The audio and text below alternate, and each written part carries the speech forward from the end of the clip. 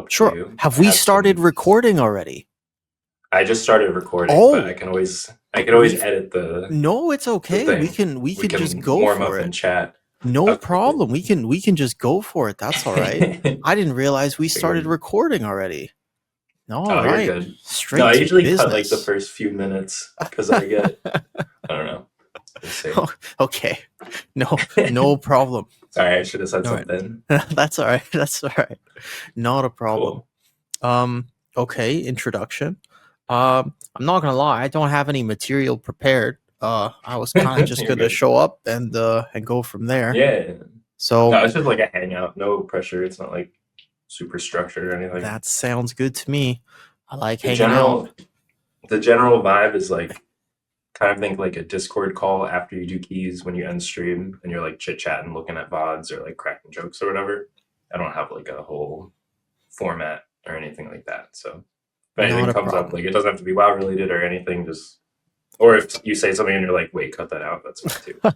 Luckily for me, worries. I talk the same whether or not it's a work call, a Discord call with my friends, or a podcast that I'm recording. So trust me, nice. I've gotten to a point in my life where I don't filter based on the content I'm doing. It's just it creates some awkward scenarios, and sometimes I wonder if I should change that just a bit. But overall, do you ever use like myself? Do you ever use like video game slang when you're talking to non-gamers? I do have to catch that sometimes. Yep, I found myself one of my favorite things to say is "that's bis," but without people understanding what that is. Yeah. I call things scuffed a lot. Yeah, like, I found myself occasionally wanting to say that in my work because, like, when I'm talking to clients and whatnot, I'll be like, "Oh yeah, no, that exercise is bis," or I'll be like, "That right there, like that's a bit." Like, no, they don't know what that is. And I'll be like, that's bis. And what I mean by that is best in slot. And then they get even more confused. So they're like, what the fuck is a slot? Yeah. It's like I used to work in retail and like sometimes we make like plans for how we're moving stuff around. And if it got fucked up, we're like, this route is scuffed, man. Like we gotta look at MDT. But, I forget sometimes that not everybody's a gamer, you know? Right. Yeah. For sure. All right, so I do have a screenshot of your IO just for reference. Oh, in case anyone was like, "Who is this guy?" I don't know. Okay. Maybe cringe, but I like doing it just for reference, so people know like what we're talking about. Like, are we talking about 10s? Are we talking about 17s? Right. 2s? No problem. Now I regret not pushing more 15s. Well, you're number 26 in the world for Guardian. That's like pretty huge. It's pretty cool. Yeah, the EU people, we can never catch them. There's only a few NA Guardians that play. Those damn Europeans, man. They're competitive. Yeah, got a good. Well, you're in Thailand, but you're on NA servers. Would most people play on EU if they were in Thailand? Yeah. Actually, pretty much everybody that I know that lives here does play on EU servers, but the ping is bad either way, because there are no Asian servers. So unless you're willing to play on the Taiwan server, then your ping is going to be bad either way. So that's definitely something that we'll mention at some point in the podcast, of just adjusting and learning how to play with higher ping, even using exit lag and resources can be tough. Can be tough, yeah. Yeah, that's hard. I've accidentally joined like OCE groups, or they've been like, "Hey, are you okay on ping?" And I'm like, "Yeah, I'm fine. I'm definitely fine." And then I get in there, I'm like, "Oh fuck, I'm not fine." Yeah. I was playing a fire mage once, and I'm like, my buttons, like, is my mouse broken? And then I realized I'm just like, everything's a half a second delayed, and like you feel that on a fire mage. So notoriously, there are a few specs that I am not good at in my entirety of the time playing WoW. I'm just not good at them. One of them is fire mage. And the main reason is because the ping that most people experience going from NA to OCE is something that I play with all the time, regardless, whether or not I'm NA or OCE. So there are some specs I know that are very high APM, or you need to fit a certain amount of globals in a very specific window. I'm not good at those specs. I just can't get the most out of them because I do miss globals.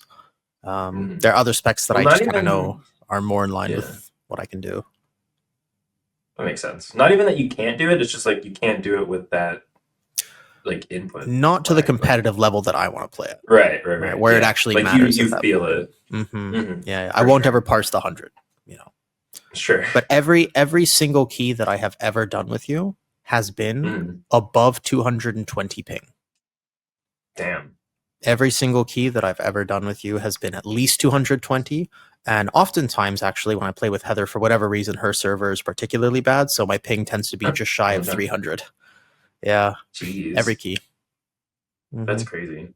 It's So it's an you feel it adjustment. like, because you used to play Prop Paladin a lot last season, and like I know when I was playing Prop Paladin, I like there's sort of like a skill of timing the travel time of your shield so that it hits the target. Do you have to like do you like look at the bigwigs nameplate timer and try to like throw it before it starts or anything like that? Like, do you make adjustments like that? Yeah. In Dawnbreaker was the most famous example because at one point Oh later on shit. in the season, I did a challenge of no UI. So I actually had no UI. I think I saw it. Yeah. Yeah. Like I had no, like I couldn't see That's my action crazy. bars. I had no keybinds. I basically, I couldn't click anything. It was insane. I don't even know how I managed to do that. But That's I nuts. couldn't see anything. And I couldn't see, one of the things I couldn't see was I couldn't see enemy health bars or frames. So I couldn't tell when they were casting. Right. And I still Oh ended my that god. dungeon at top kicks by far. Yeah. Because what I had done is I had memorized, like on the ships, for example, I had memorized the animation of the big spider dude casting web bolt. Because Right. I couldn't throw my shield when I saw the cast start, I had to hit the global before the cast started for me to get the kick. Oh. So you're like kind of already looking at that Because the even when way you I had a learn UI keys on. is that I memorize when Mm. things are going to happen instead of reacting to things or when things are going to happen. So that no matter what my Right. ping is, as long as if there's a half a second delay, it's fine. If the cast is half a second, I just need to hit the shield before the cast starts. Right. Which is something I did in Damn. Dawnbreaker. That was something. I was a That's crazy. particular dungeon where there was a lot of kicks to get, and they followed the same timer every time. Yep. Did you like Dawnbreaker? I saw it got voted as one Oh of the yeah. top ones. You know why I got voted? Because it's a 3-boss quick dungeon. Damn. I don't think I particularly like Dawnbreaker. I don't find it to be a very entertaining dungeon. Although it's an open concept dungeon, it's not.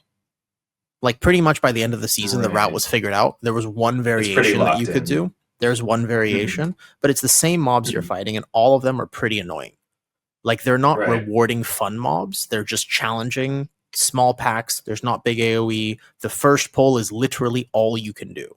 You cannot do anything more than the first pull. Right. The True. second Yeah. pull is literally all you can do. You cannot do anything more than the Right. second pull. And guess what? The third pull is literally all it's a ship now. And then you go to the other ship. You Right. can't snap anything. Yeah. You can't do any sort of fancy tech.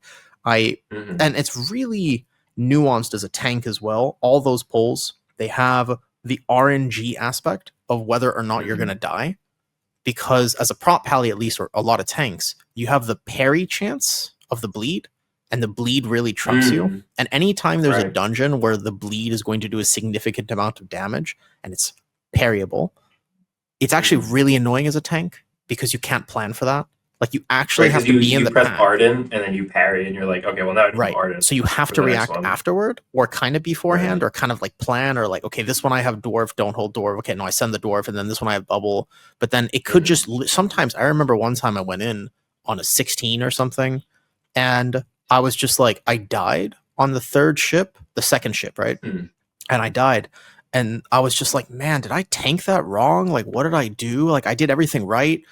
Maybe I didn't get that external. Maybe I didn't communicate with I was like, what did I do? I just ran out of buttons. And then I realized, I was like, I didn't parry a single bleed. And although I had a You could plan just for it, I RNG just was into like, used to not. I was just used to maybe getting 1 or 2 parries at least. It was just bad RNG. right. And maybe I still could have played it better. Maybe I could have done something better. But I remember that moment where I was just like, man, it's not a great feeling of just like, it was like a big difference. It would almost be better if they like made it not parryable and then tuned it around you take every single hit versus, Well, I don't know. It's Tanking one of the last season was rough. Tanking was not fun last season.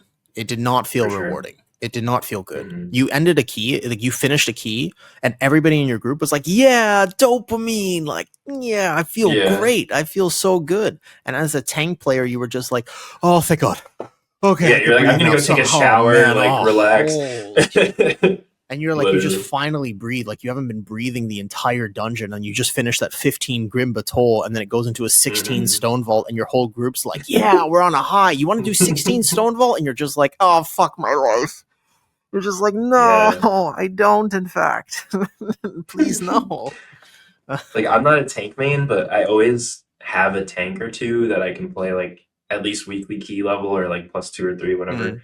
And, yeah, I really didn't like it last season because it really just felt like I was holding my breath, like waiting to get owned, and then feel like I let my team down. And then I'm like, I usually like tanking because it's like not doing a favor for your friends, but you can like, like I'll tank and then I'll do this big pull and we'll all have fun and like it's cool every now and then. But it felt like shit when you just walk in and you're like, I'm at 90%, now I'm dead. And people are like, well, how did you die? And I'm like, tank this key and then come talk to me. Yeah. Like, you know, that was the thing, right? You try man. it, right? You try it. Yeah, the problem like, with tanking last season was it was intentional, but they made an error.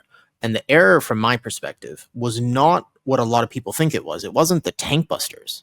It wasn't the fact that there were tank mechanics. Because actually, there are almost just as many tank mechanics this season as there were last season.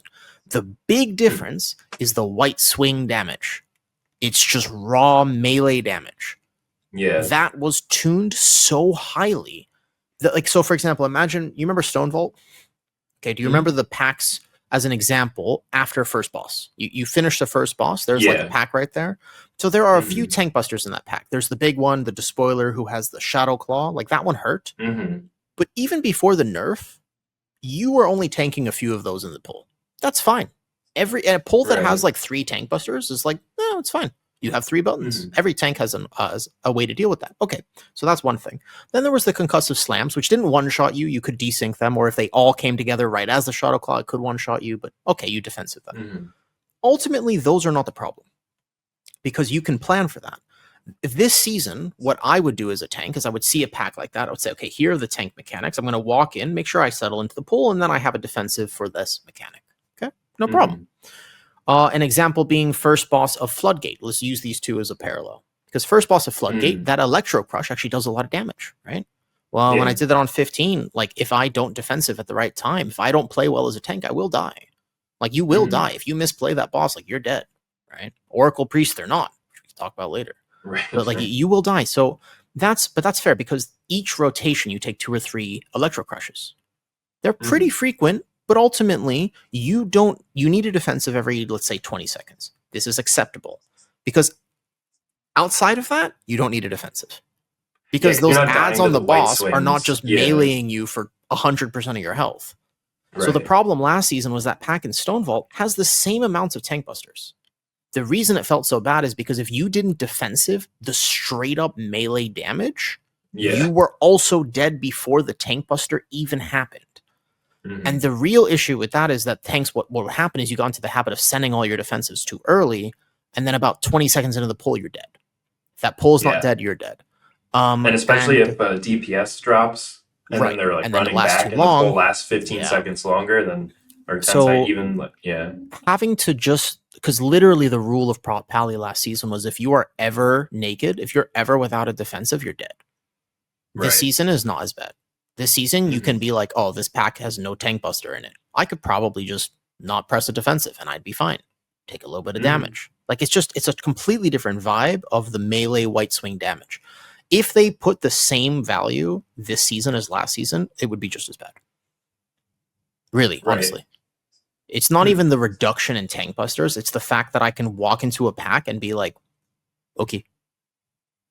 Yeah, it's that you can actually just use your defensives for the tank busters instead of saying, okay, I need to run in with like wall rolling, and then in 10 seconds there's a tank buster. It's like, shit, I just walled the white swings. I mean, to be fair, gathering a pull as a tank, no matter what, you have to have some plan for it, because if you don't have, you won't be settled into a pull. So still as a Guardian, I basically walk in with wall rolling effectively, or if I was playing any other tank, like VDH this season, I'm sure you've seen, you know, the very typical boop, blat, dead.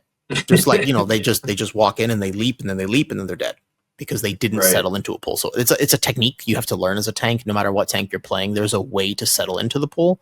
But yes, once you settle into a pull, you are far more comfy you're not at risk of death every 5 seconds than compared to last season. And that was just, it was a strange feeling. You just didn't get that dopamine hit. You got a sense of relief when you finished a key.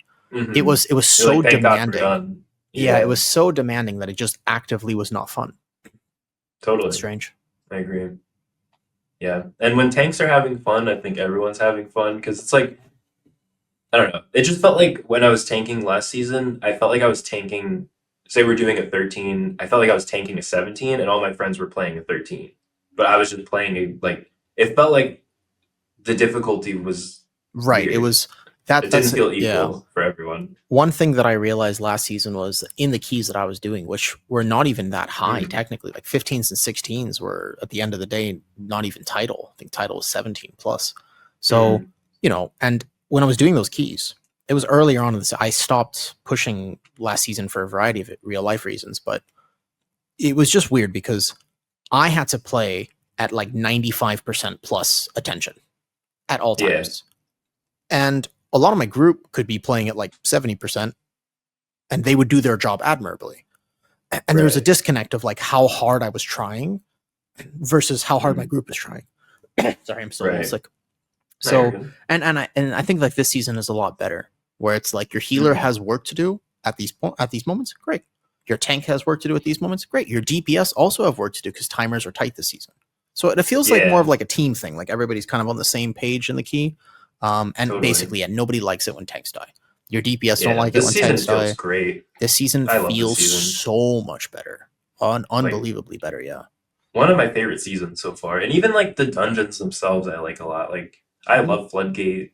Priory is really cool. Like there's not a key where maybe Cinderbrew early on I didn't like just because I didn't really understand what's going on sometimes. But like there's really not a key that I get where I go, fuck, let's do a different one. Like pretty much every key I'm willing to zone into and really get tired of them. They did a much better job with design. They just sort of gave players what they wanted a little bit more. I think that there are some issues still, but let's call it all in all, very, very good. It's just Mythic Plus people are not that hard to understand.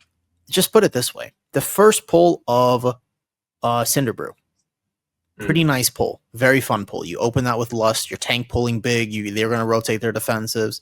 How many things are there to look out for in that pull? 4? 3 or 4?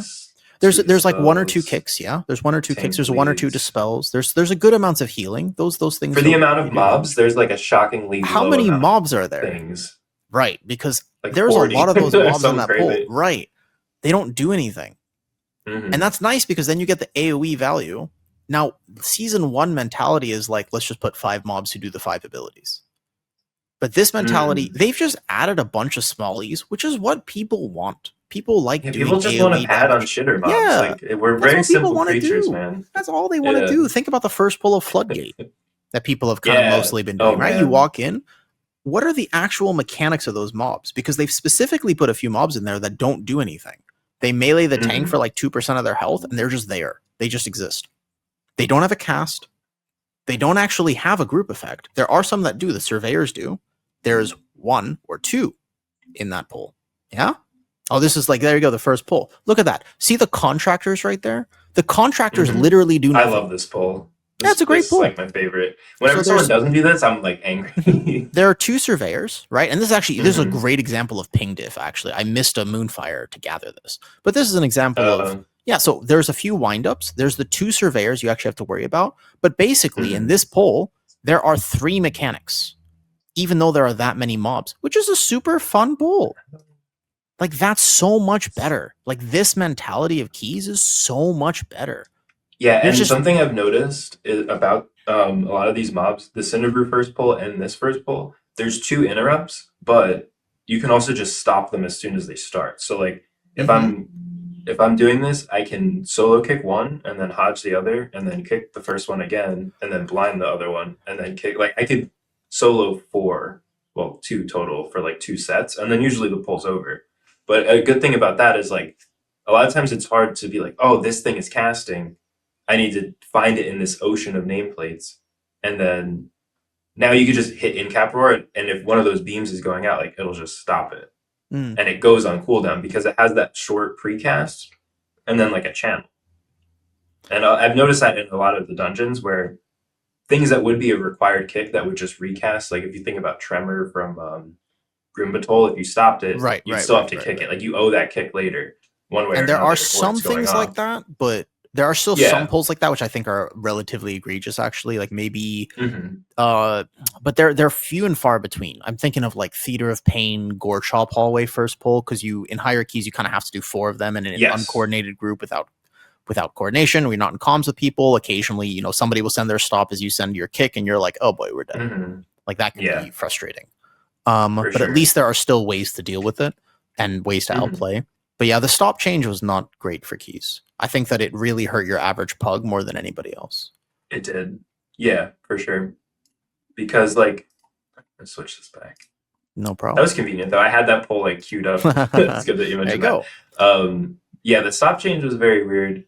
Like I get that everything was kind of out of control in Dragonflight with the stops with like Vengeance and Og, but man, did it feel really bad when that change went in You because it took still do that. everyone a long time.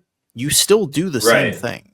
It's That's just true. less effective. And it actually, Hmm. they made it like that, yes, but it was disproportionately affected the people who were already bad at that.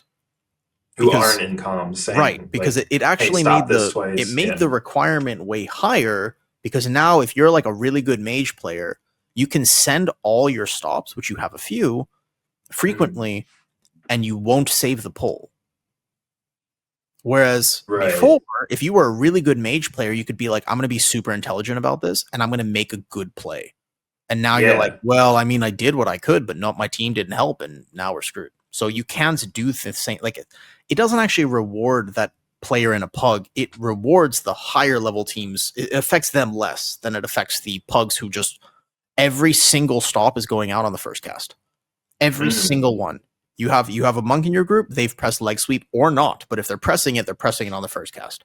Every single stop, the hodge, the blinding, the this, the that, every single thing that exists in the game, trust me, in a pug is happening on the very first set of casts. It's actually one of the big pug tips. I've noticed it a lot. One of the big pug tips is at a certain key level, I feel like mid-range keys, if you're pugging them, you should expect your group to fully send everything too early. And if you're a decent player, you should have in your mind, you should actually say, I'm going to hold for the second set of casts. That makes sense. Because it's almost a guarantee that your group will overlap everything on the first set. So, yeah, that is very common. I actually think that if you're pugging, a very good pug skill set is to hold things for the second set of cast or the third set and be like, okay, look, this first one, don't send. I do this. There's so many examples of this, but let's take the pull in Motherload after first boss. There are 2 Rock Lancer casters. There's 2 casters in that first pull. Right. You should not be sending your CC on the first set. Like if you're an intelligent, decent player and you're pugging, somebody's gonna get it. So because people have died there, so now they're aware. So somebody's gonna get the first cast. Worst case scenario, everyone has their interrupts too. Everybody's got their interrupt from the boss. So somebody's getting it. The very first cast, worst case scenario, does not one-shot anybody as well. So let's just say the first goes off, that's fine. You only die when the AoE is happening.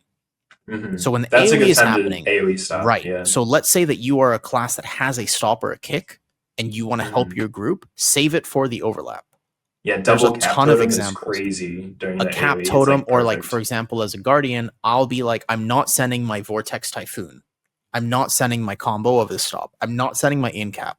I play Torrent. I'm not setting my War Stomp. And I'm not even setting my kick on the first one. Because I know that somebody's going to get it. And worst case scenario, they don't die. But I will hold all of those things for the first AoE when everybody's running around frantically dodging circles. That's when a cast is going to kill somebody. Yeah, because that's the danger for sure. It's but even, I mean, there because it leaves like a bleed on you. Or I don't even know if it's a bleed. It's just like a dot.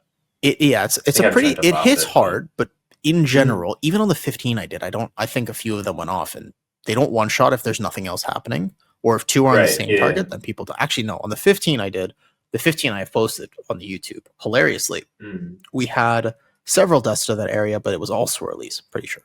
I don't think it was the cast. Let me see. That was an insane Motherload. That was, I had to share that run because it was the worst. It was one of the worst 15s I've done, but Motherload with a good route and good DPS is still forgiving. We had like 12 deaths. I think on the first pull we had 6 deaths. Like the first pull is the most hilarious thing. This is an example of a key though where it genuinely is never give up. Right? Here's the problem. Yeah. I went in. Is this the 15? No, this is a 14. You gotta load the other one. This is the 14 actually. Okay. We adapted. This was like earlier on in the season. Yeah. Go to that the first one. There you go. Very first one. Oh, this one. Yeah. Okay. There are a few examples of keys this season, I will say. Never give up. Because the way this first pull went was terrible. Never give up.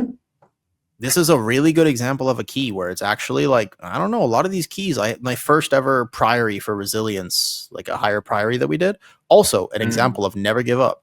So I'm going to gather, right? I'm walking through, I'm gathering. Look how quickly my rep pally starts hitting things because I come back to settle in. All the mobs are grouping. He already hit something and he's dead. No, yo. So that's just wait. Just wait a second. Yeah. Okay. Yeah, I slam bop on myself because you don't need bop for anything in this dungeon. You could absolutely do that. But immediately I'm horsing in, I press bop, I press every cooldown, and then if I have threat, I just bubble.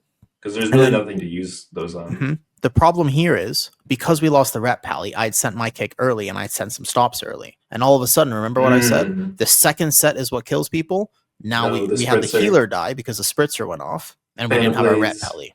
And then all of a sudden, this pull gets kind of out of control. Luckily, Guardian is Giga Omega tanky. So I was fine. I kept the pull going. You just get frozen and knocked at the same time. That's not... But no problem, because Guardian's Giga tanky. We timed this key. This was a timed key. Hilarious. It's just that the first pull got absolutely messed up. But basically, as this is a reminder, please, if you're pugging and you're watching this, just wait. The mobs will group in a circle. Okay, if you find one mob who is not currently grouped in like the pack, don't hit it. Your tank has very loose threat, if any at all. He's clearly trying to settle, right? And you see my healer just panic and double pains at me, even though funny enough, I didn't actually need them. Right. But yeah. Don't be that guy. That's something a lot of people don't understand. Like I think I've heard you say this too, but like everyone should play tank at some, even like a basic level or healer. Like multi-specking helps so much because like I've played every tank except for Brew and Blood Decay, I guess. And I can look at them and be like, I was talking to my friend about this recently, but like when paladins are setting up a pull, you can see he judgment this pack, he taunted the one in front of him, and he threw a shield the one on the right. So if you're gonna hit anything, you could maybe throw dots on the one on the right, or just chill the fuck out. But do not touch the one that he judged because it hit 2 of them, or the one he taunted because he has nothing except for the one he taunted. So just chill. But like being able to see like what spells they use and understand like what kind of aggro they have, and then if you don't, just fucking wait, because like if you get the pack grouped up and then you press your button, you're gonna do more damage to all of them. Like it's in your best interest, I promise. Like we'll kill the pack. Oh man, it's so tilting. And then they're like tank, like what? Because I pug a lot, so I get like random bullshit. You get the tank. Yep, you get the tank question mark. I'm like DPS. And it doesn't phase me anymore because I'm just like I know what happened, and if I fucked up, like I'll admit it and it's fine. Like hey, I should have thread on that. But if the pull isn't even gathered and your CDs have been rolling for 5 seconds, like come on, that's not like. Yeah, really I mean, you seriously though, you do lose a lot of damage, and I do think it is a skill that all I can tell you is maybe this is just because I don't do enough damage, but I swear when I play DPS in a pug, I have never ripped threat off a tank. Now it might just be because I don't do enough damage. Maybe I'm just bad, but it's also because I wait and I do the same thing that you did, right? Where and tanks feel that too, like, right? And you can tell because it actually just helps everybody out for things to be pixel stacked. People don't even, a lot of times, you can't expect this of anybody, and I will say, I should take a step back before I say, oh, I wish people knew about other specs. It's not fair to say that.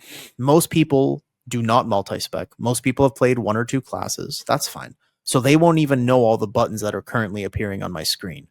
I don't think it's a reasonable thing to be like, well, this is a game, but you should have done your homework on the 39 specs and know everything about everything. Like, I don't think that's actually a reasonable expectation. But at the same time, if you do want to progress in keys, it is so beneficial to have played the different specs, or at least the different roles, if not the specs. That's more what I meant.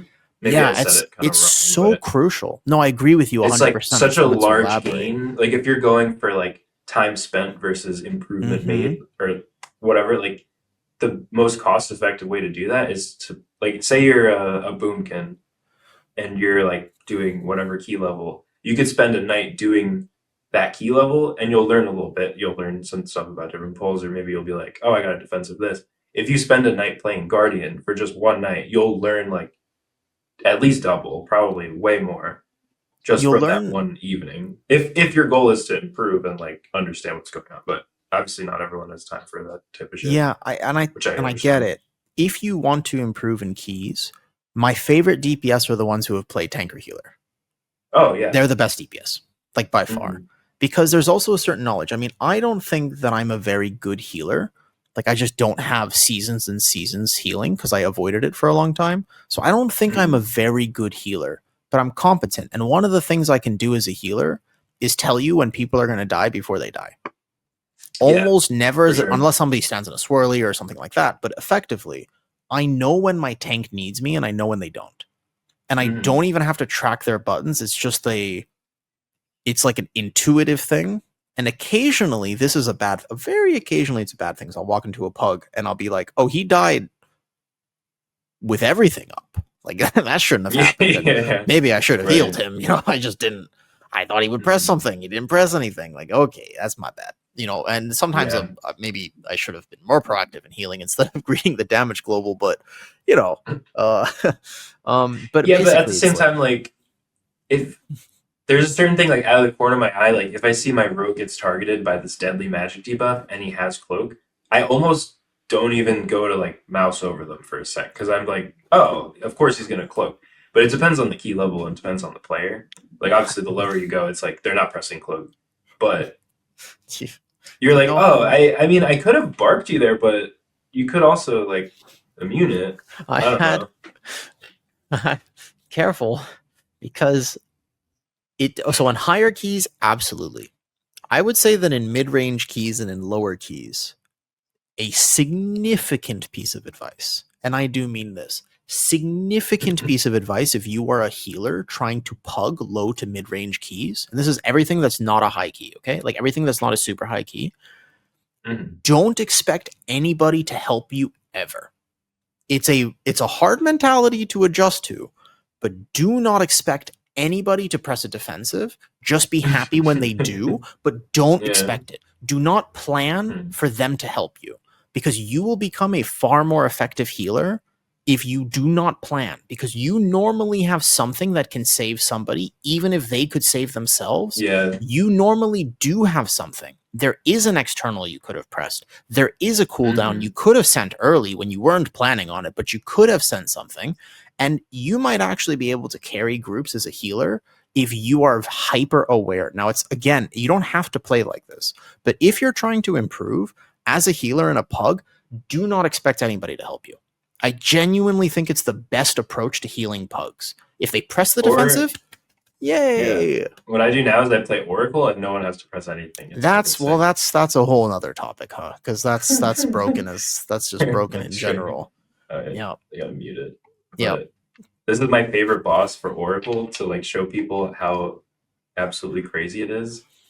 I mean, obviously it's only a 13, but like still it could, your health should move a little bit, right? You would expect like on a boss fight. But this fight is so fun. On PTR, it hurt a lot more, but then they nerfed the hell out of it. And I will say it's not as bad right now.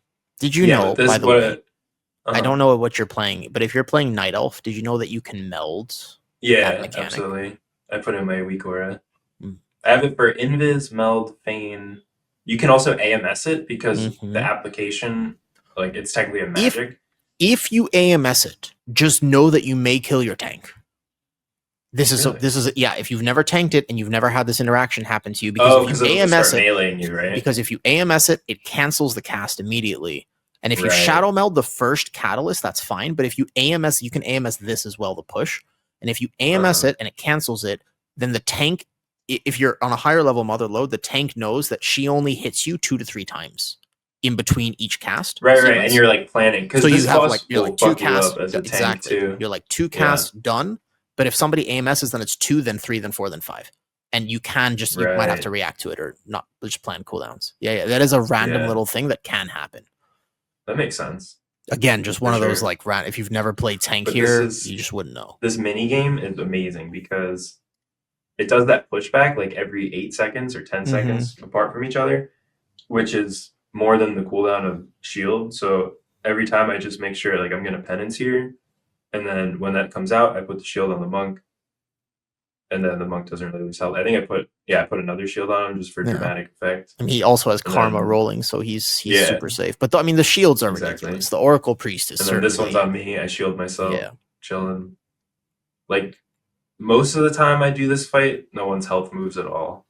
I And it's to the point where I was playing with my friends and I was like, oh, this thing is bugged now. And they're like, really? And then they started like standing it. I'm like, well, no. I was shielding one person. Don't stand in it. Don't stand in it.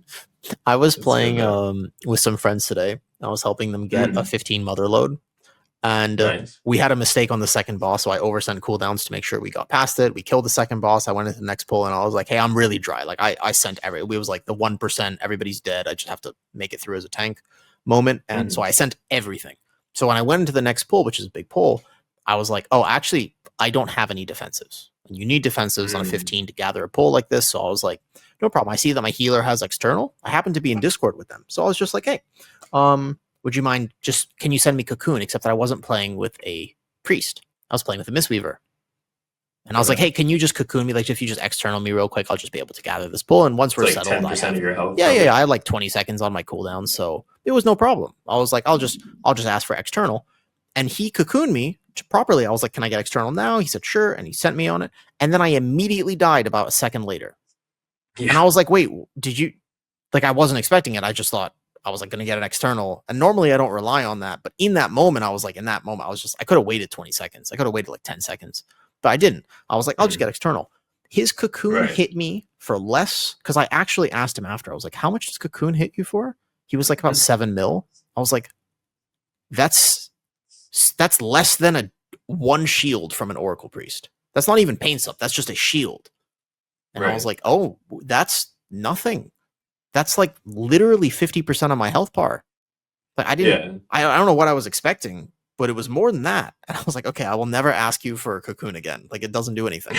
Like I was like, okay, Yeah. just plan better because that doesn't it actually yeah. And the problem with Oracle, there are two things that it highlights. Number one, healers and tanks just like being overpowered, and it makes the Yeah. game better for everybody. Ask any Hmm. DPS, do you like playing with an Oracle Disc Priest? Yes. Oh yeah. Makes you My feel health doesn't better, move. I don't doesn't it? die to shit. It's fucking Right? awesome. And then Yeah. ask any tank, do you like playing with an Oracle Disc Priest? Oh, yeah. Feels real comfy, right? Feels great. Hmm. Cool. Two Ask charges pain any sub, healer, 50% DR. ask Crazy. any healer that doesn't play Oracle Disc Priest. Do you like Oracle? No. Because there's a fundamental problem, which is that there are 6 healers in the game. Well, if you count Mm. Holy Priests, you can technically call it more.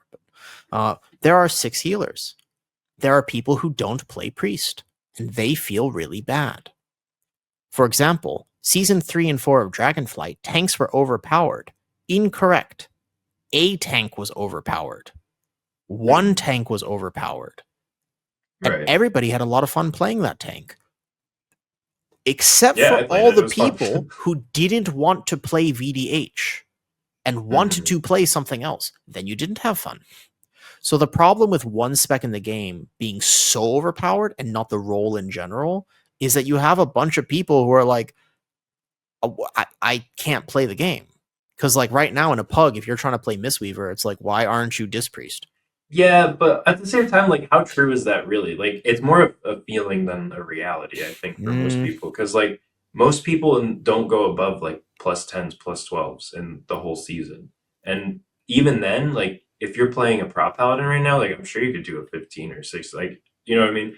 It's more of like, hey, this would be so much easier. I don't know. I don't feel like there's an overwhelming amount of people that are like, I love narrative. tanking and I'm a tank main and I want to push title, but I'm not willing to reroll to something that's 10 to 20, 30% better. Fair Like I enough. think anyone who needs that difference is perfectly happy rerolling. And anyone who doesn't want to reroll like 90% of them can do whatever they're doing with the spec. I think a lot of it is like a mental thing and just like a feeling, which totally sucks. Like, don't get me wrong. It sucks to feel like, hey, I'm holding my friends back because even though we're only doing 10s or 12s, Right. like if I was playing a VDH, we'd That's time the this thing. because it's just that level of difficulty is reduced.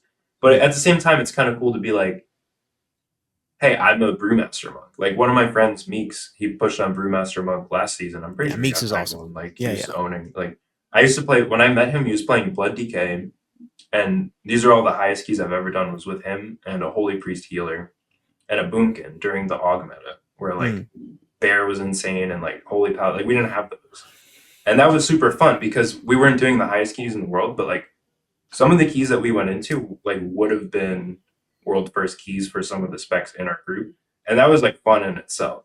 But there was definitely a feeling of like, huh, not that he would die all the time, but like when he died, he'd be like, well, if I was a bear, I'd be at 80% health. Yeah, yeah. And we all kind of, there's a feeling, but there is something to like my friend Miss Marvel, who's like a lifelong feral druid main. She just plays feral. She's fucking great at it. She does more damage than meta classes pretty much all the time. And she knows the ins and outs. She'll like shadow meld, rake stun something. There's something to that. I think people get overwhelmed with like meta pressure and stuff. I'm not saying it's not. I don't know. I'm just kind of devil's advocate, I guess, with this, but I think I you're, see both sides. yeah, and I do think it's important to see both sides. I think you're right, basically. I will say that there are people who are certainly lifelong one tricks and they take passion and pride in their class and they will not reroll. However, you cannot make the game for the minority because I do think the majority of people who are willing to go to, like, they want to go to title will reroll. I do think you're right about that. And if they're really stubborn and they don't want to, they can find a way to still get it on their spec. You just have to work a little bit differently. Yeah, or someone like Heather, who I mean, BM's fine right now, and I think it was what's season too. what's like, the trick? She makes it what's work. the trick to it? Because I think there's a trick. Like for example, Miss Marvel, you know who she is, and yeah, you have to have like friends that are willing to play with you. That's the trick. So and a lot of times I would to do that, you have to play meta specs, make the friends, and then go, let me play what I actually like. At least play that mid range key that you don't need a lot. Like you got to play that 14 because you'll get invited to the 14, and then make friends who you think are good enough for the 15, and then slowly build your community from there. But basically, it's like you got to have friends. The number one thing, and it's like a question that sometimes people ask me. It's like, what's your biggest advice for M plus? If I want, hey, I want to get better at M plus. I want to get into keys. Yeah, exactly. What should I do? And I'm like, the first thing actually, the thing I wish I knew when I started was focus on making friends, not on getting IO today. Yeah. Like, don't think about what 100%. My IO is today, because actually what you don't realize is that Mythic Plus is like a long game, not a short game. You could play it for a month. Especially with resilient keys. Yeah, oh my God. Yeah, it's like you could play it for a month. But the reality is most people who get into Mythic Plus are still doing Mythic Plus a year later. And the funny thing is, you happen to know most of them. If you've been doing Mythic Plus for a long time, there are not that many names at a certain level. Yeah, it's always like, I know that guy. Yeah, you kind of are like, oh, 2 years ago, he plays with this lady. Right. Yeah. And you're like, oh, wait a second, I remember them. Oh yeah, they played DK when DK wasn't good. DK's good now. Oh, great, let's be friends. You know, it's like, oh, they played that. It's like, oh, you remember people. And it's really weird because actually, like, I genuinely mean that if I join a key right now, there's like a 10 to 20% chance that I just have played with somebody in that group because I've been doing Mythic Plus for long enough. And I'm like, huh, I remember you. You died on that mechanic. No, I'm just kidding. But you know, you bricked my keys last time. Yeah. Yeah, I have a channel in my Discord where I screenshot like people losing their shit, like rage whispering. Fair enough. And every now and then, like I post it, and someone DM'd me the other day. They're like, I was looking in that channel, and I know that paladin, and they told me like this whole story about this paladin. It was just like fucking hilarious. But M plus is such a I just love M plus, but like the community in it is hilarious and funny, and it's just. I don't know. It's such a cool, like, little mini game that we found, you know? M plus, I'm so glad they added it to the game. Well, yeah. You know, hold up. I wouldn't. On one hand, yeah, that's the thing. I might not either. And then my life might be way better. I sometimes struggle with the fact that, like, WoW, here basically, this is what I was going through last year. Because this is like the origin story of how I started streaming. Okay. The origin story, there are two big things, but let's go with this is the first part, okay? So I'm addicted to World of Warcraft. I didn't introduce myself at the beginning of this podcast. Let me start again. Yeah, I cut Hi, you off. I'm Awoo, and I'm an addict to World of Warcraft, right? That should be the way that I start this. That's how I introduce myself. Basically, I can't not play World of Warcraft. I kind of know this about myself. Like, if I try to not play World of Warcraft, like, my life is not necessarily better because I've been exposed to it. That's a problem. Don't get exposed to it. You know, don't start them young. Just keep them away. Keep them away. But anyway, since we're here now, Yeah, I basically was like, look, if you can't beat them, join them. And maybe instead of not playing World of Warcraft, which might make me a more productive, healthier, more fit person, how about I lean into it? And what if I basically just made it a more positive part of my life by streaming it? That was a genuine thought that I had when I started streaming. I was like, instead of it being this negative thing where I sit in my room and I don't talk for 10 hours, I was like, what if I made it a thing where, because a big value for me in my life is connecting with people. So I was like, what if I just start streaming and I actually connected with people when I played WoW? It would transform it into a more positive thing. So I literally, it was actually part of the decision to start streaming was like, if you can't beat them, join them. Yeah, that's a lot of why I'm doing this show, because I've always wanted to do something like this. And I'm like, if I'm going to spend all this time playing a video game, like, I want to learn how to produce a show and like get good at that and like overcome, like, because I was afraid of being on camera for like the longest time. And I did some videos where I was on camera, and then I was like, nah, I'm going to hide behind like this bear PNG. And then I'm like, well, if I'm going to I'm like using it as a way of like challenging myself and learning. And it's like really fun. To be fair, but I think if I was just like gaming, your bear PNG, A+. The S tier, very good, right? Thank you. But also, you look great. You're doing great. I really admire that perspective. Genuinely, I think that so much in life we use games as a form of escapism, but they can also be a form of productivity. Gone are the days where games are just about escaping the world. Like 20 years ago, games were different than they are now. They are a much more active and prevalent part of our lives. They should not have to be something that take away from the value of our life. Like the connections that you form on World of Warcraft and through gaming are very real. They are not that different than people who are very extroverted and not gamers going out and meeting people. They always talk about how it's so different. You know, remember, like, I don't know if this happened. I don't actually know how old you are. I can't tell for shit based on how people look, how old they are. I'm 30, but I tell everyone I'm 30? 19. Okay, great. So I'm 28. So basically, when you were younger, do you remember your parents ever like, because have you been a gamer your whole life? Yeah, but my parents don't really care. Okay, so like I remember basically like this constant kind of strife of like my parents. I had other things going on, but basically, you know, that the standard, like your parents are like, "Yo, go outside and make friends. Like you gotta make friends." And I'm like, I am making friends. I'm just doing it my way. Like this is how I make friends. It sounded like bullshit at the time, but it's like very true. Like I've met people like that I've met through WoW and M+, and I've like met them in real life and hung out with them and shit. And it's like very real. Cool? And people, like, when shit happens in people's life, like sometimes they reach out to me and I talk to them for like 2 hours. We'll stay up late and just talk about shit. Like it's very, very real, to the point where like my actual, like, the people I think are my best friends, I'm like, I haven't talked to her in like 6 months. Which like now I'm actually seeing her this week. Oh, that's good. I was working on that. I mean, look, I've been through a lot in my life recently, and what's interesting to me is that more people from stream reached out and checked in with me than like dozens of people reached out and checked in with me when I was going through my divorce, and still am, because I was married and now I'm not, and that happened in the middle of me streaming. So dozens of people reached out to me throughout all of that. And it's like a handful of people. It's in not people life. being And they were like, "Hey, look, if you ever need anybody to talk to, or hey, like I've been through this, or I just want to let you know I'm here." And it actually sealed the deal for me of like, I want to do this streaming thing, because at the end of the day, it would be, imagine if streaming became a career. That'd just be a dream. I couldn't even fathom that. But the truth is that that's not why I'm doing it. Like I'm Yeah, do you doing think it so though? Because because I feel like it would be like a curse almost. Like maybe, but I worry about that. That I if think it. like I don't know. Sorry. Yeah. No, no, it's a good question because you know that the old careful doing what you love for work because then it might tarnish it.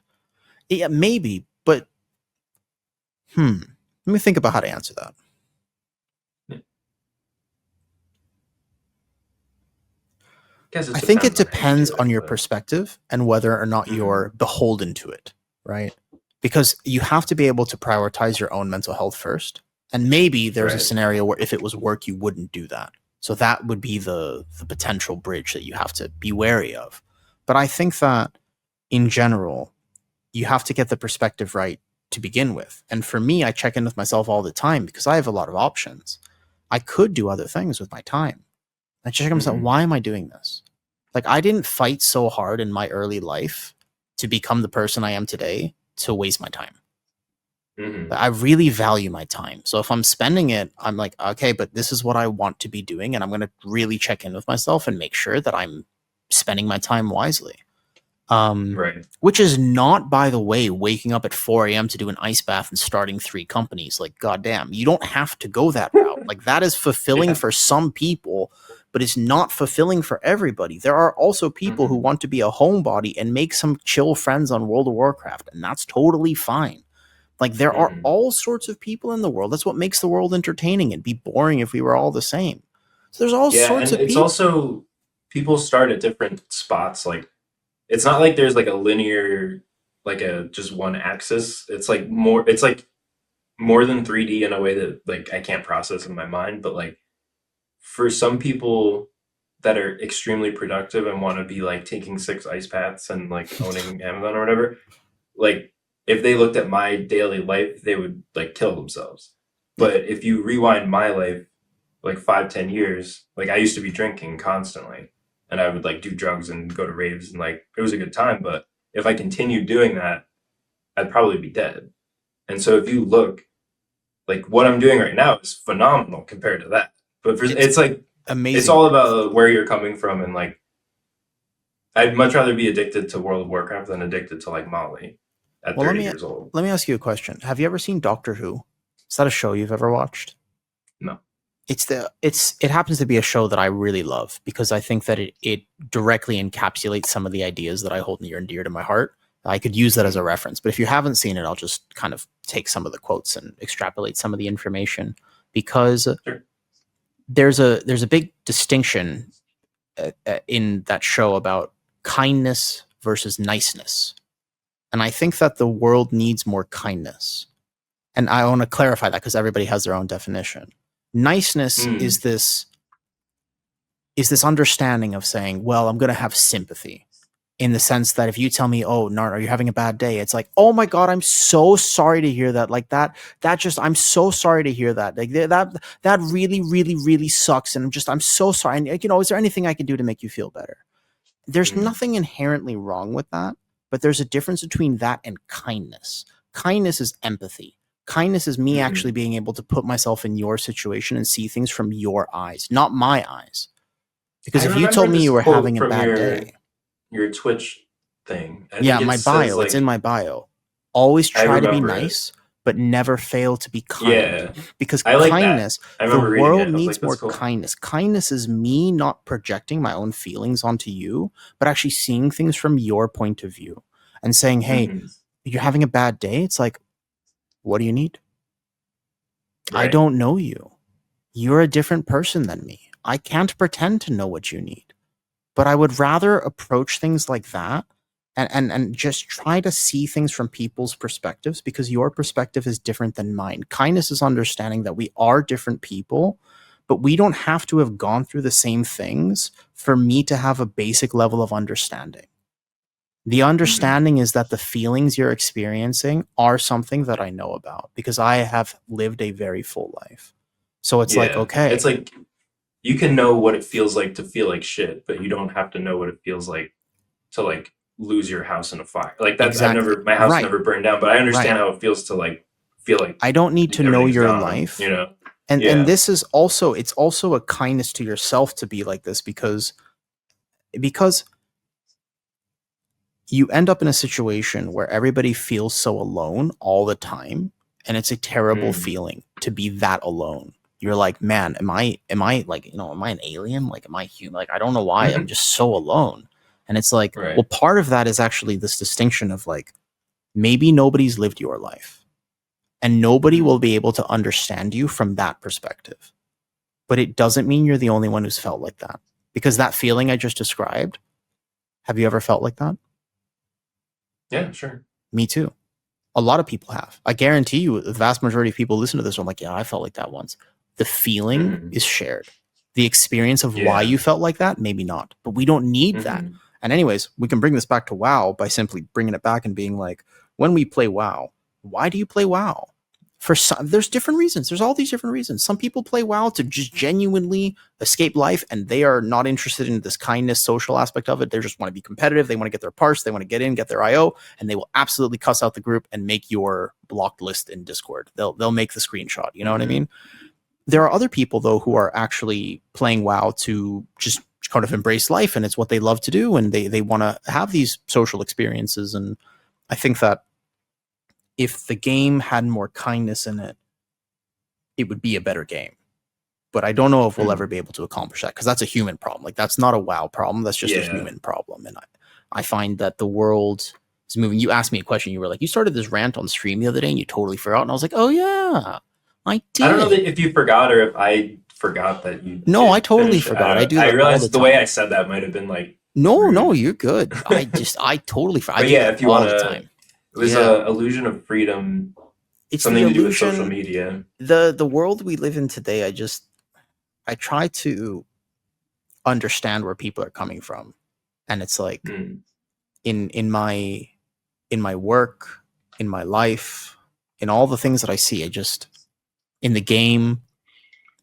This happened actually in my chat literally yesterday. There was a scenario where somebody took gold from somebody who should not have had that gold, and he got banned. And this guy was buying coaching basically, and he spent way too much money on it. And so this guy was like, "Oh, great! Like my friend, yeah." So my friend is a good player, and somebody was like, "Can you coach me? I'll give you 2.5 million gold." And he was like, "Off, yeah, great deal." He didn't really think about the fact that that's not normal, and maybe there's some potential RMT happening here, which is not. Like he stole the gold from someone? No, basically the person who had that much gold used RMT, he used real money to get that gold. And so my friend got banned for 2 weeks because he took money from somebody who's an RMTer, right? I think this situation, a lot of the people that were in the chat at the time were like, yeah, but you should have known. It's like, yeah, but just be a human being for a second. And like, if you were in Dornegal with high IO on your spec, and somebody was like, I'm going to give you 2.5 million gold to coach me, I'd be like, what a great deal. Fantastic. Give me the, or what do you want? I'll do the coaching. Makes you feel good. Yeah, I wouldn't, I don't know the standard rate for coaching. I don't know if that's too much or too little. I wouldn't be able to distinguish, but in that scenario, I might be tempted to say yes. And then all of a sudden I'm banned for 2 weeks. And I'm like, that would feel really bad. So he was in my chat basically, and he was expressing that. He was actually being relatively respectful, because if that happened to me, I would be really, really upset. WoW is my life. What am I going to do for 2 weeks? That's a weird. So people were kind of harping on him, and I just was like, guys, imagine that was you for a second. When we watch the news, when we hear things about the game, when somebody's like crashing out at you, just imagine that was you for a second, because you don't know what their day has been like. You don't know what they're going through. It could be that they're just like that and a dick. Possibly not. Yeah. Maybe they're just a fucking dick. But sometimes they're not, and they're just having a really bad day. And it's like, give them the benefit of the doubt. I always try to think is like, whenever someone does something that's just like so wild or rude or nasty or whatever, I try to think like, what would my either day or my life have to look like for me to treat someone like that? That's a good thought. Holy shit. Like, they need love. Like, they need help, like because there's really, I don't know. I try to be very cautious about like interacting with people in game. Like, I'm basically never, maybe like once in my life, I've left the key first. Like, I will always be held hostage. Not even because I'm afraid of anything. I just like, I don't want to be the guy that says like GG and leaves first. But I am relieved when someone else does, because I'm like, I know this is bricked. I don't want to waste my time. But I'll basically never, like, I can't remember a single time that I said, like, GG and left. I mean, I really like what you just said. Did you hear that from somewhere, or did you come up with that thought on your own? I don't think so. It's just something it's a really good way to think about it. Like, what would my life especially I used to work in like? retail, and we would have a lot of people that were like just so shitty, and I'm like, God, like what would, for me to treat someone like that, like what would I have had to have been through? And then the other thing is, like, you don't know where you're meeting someone at. Like, when someone is being a dick to you, I try to imagine this. I did steal from a podcast, but you try to imagine like their wife just divorced them an hour ago, and their daughter just got hit by a car, and then you cut them in line, and they're gonna kill you. Like, you know, like, you don't know where they're coming from. Like, obviously, not everyone has days like that all the time. Like, they're probably just a dick, but like, there's a chance that like their kid just died or something, like something insane that I don't even imagine going through. And then you're like, oh, you didn't hold the door for me? Or like, no, like, don't take it that serious.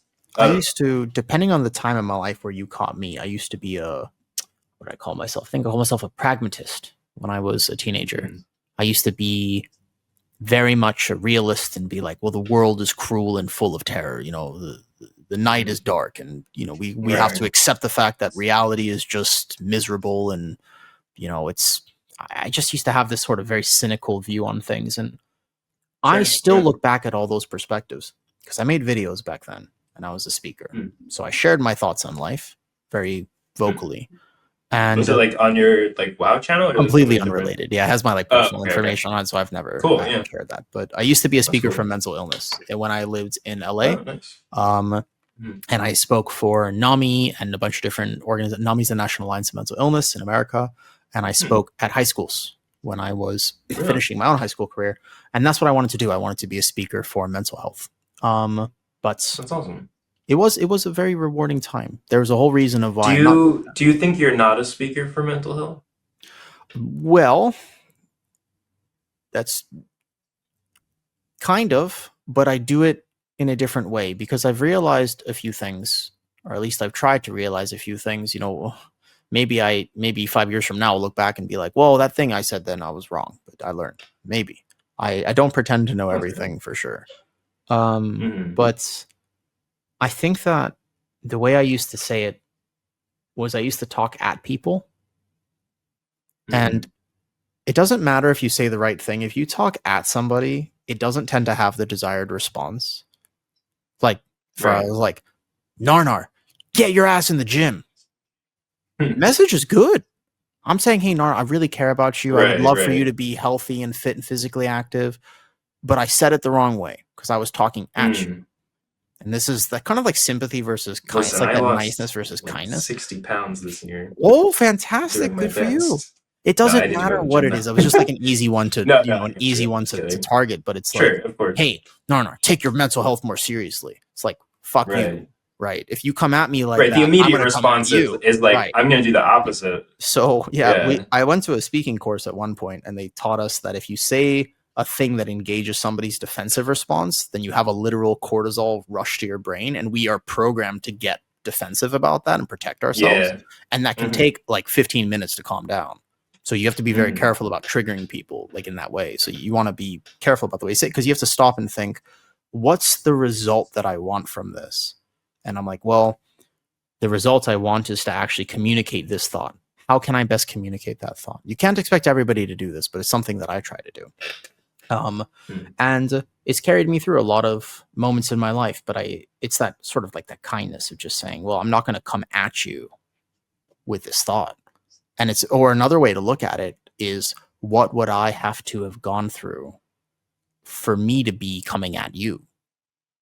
You know, or for you to be coming at me? Because it's easier for me to do that this way, but what happens when it happens to me? Because if you came at me, I'd be like, well, hold up, wait, what I do? It's like, hold up, stop the thought. What is the situation? Like, you have to just think about it from a different perspective. I think that's really important. Yeah, I think that actually ties into keys quite a bit. I mean, it ties into like, we can bring it back to WoW here. We'll just take. No, we don't have to. And again, what I was going to say about things becoming a job is like, I don't need this show to. We could not talk about WoW for the whole show. I don't care. Mm. This show is just an experiment of me saying I'm gonna do something, doing something scary, which is like reaching out to someone like Mm. on the other side of the world and being like trying to schedule this or like I don't know. That makes me nervous. Is like reaching out and doing that. So I don't. I will never get tired of talking to people. Like talking about stuff like this is even more interesting than talking about video games Mm. for me. And I'll never get tired of talking to people unless I'm like dead or something crazy changes. So I'm actively not trying. If I'm talking to someone we both play WoW, let's talk about WoW. That's fine. But I'm not like this is exclusively WoW podcast because if a year or two from now I'm like sick of it and I'm just into producing music or gardening, like I just want to talk to people over gardening. Like I want it to be very like loose. So absolutely no pressure to like bring it back to WoW or anything. I'm totally happy to talk about Okay. mental Sounds health good. or anything like that. But I do like talking about WoW, so totally cool. Yes, we can. But as far as giving people like feedback and keys, I've noticed like it's about like what you're saying, like the way that you say stuff. And a lot of the time, if someone does something good, I give them immediate positive feedback. And if someone does something bad, I let it sit for a while and then explain kind of what happened and why that might not have been good. I've But if someone dies oftentimes, to a frontal, you don't want to be Mhm. like, how the fuck did you die to that frontal? Yeah. But you might show them the VOD and be like, you were standing really, really far away. You'll show it to them tomorrow and be like, next time Or just try to stand in melee and it's easier to dodge. one over thing I've sight. done is I've started asking people, can I offer you something? Because the perspective is that's what I would want. But keep in mind that a lot of people are playing WoW and they don't want anything to do with feedback. They're just not looking for Yeah, feedback they're not at all. interested. Yeah, yeah. But you can get that from asking. Because you can actually just ask somebody. It's like, hey, you did die a lot in this key. You don't say that. You just, the tank died 5 times and then we all bricked. And I could whisper them after and just be like, hey, would you mind if I offer you some advice? Or would you like a suggestion on how to do this in the future? And if they're like, fuck you, no, like, great. I shouldn't have No typed it to problem. begin Yeah. with because I've just figured out I'll win. Fantastic. Or they're like, what do you mean me tanking? Like, you guys are the ones that you made. Then the healer was, I was like, great. Message understood, message received. But occasionally you'll get people who are like, yeah, actually, I'm not really sure about this. And then I get the chance to explain. So I've kind of just actually just straight up asked people. And actually, I wanted to say this too, from what you said earlier. When you're honest with people and the world, the funny thing is you don't know what's going to come out of that, which is scary. But you actually letting me know, because I didn't know that. Like that was I had no idea that one of your passions for this was to challenge yourself and to stick with it and to overcome some of the fears and all the aspects of it. It immediately makes me want to be here because I resonate with that, because that makes sense to me. And it was like, oh shit, I'm so glad I'm here talking to you. Then let's go. It actually is like coming at it from that perspective. I'm like, that makes sense. So it just like, yeah, when we put ourselves out there, we don't know. You could have, I could be somebody who's like, man, I thought this was going to be a WoW podcast. You know, like, well, what's going on? You don't know because we don't know each other that well. And if you wanted it to be, it could be. And it still could be. Yeah, we can just hit cut right now, make 1 and then 2. But I mean, I literally have a list of things and I haven't looked at it except to reference that one thing. And that's totally cool. But that's what I love is just like chatting with people, like as if we're in Discord at the end of the night, just bullshitting. Like that, sorry, go ahead. I do think it's just so important. I wish we all had the courage to be more authentic and more like ourselves. It's hard because, man, have we been burned, huh? At some point in your life, you were burned for being you, and that sucks. For sure. I think that a lot of people have experienced that, and I think it's normal and natural to feel like the right course of action is to wall yourself off. But it just doesn't serve you. Like, it just makes life I did that less for fun.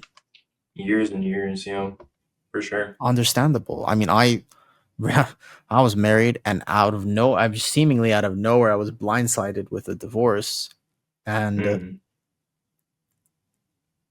it's tough to navigate that situation. definitely. And in hold on, well, can you remind me what we were just talking about? My brain went, it did a thing. What were we just talking about right before I said that?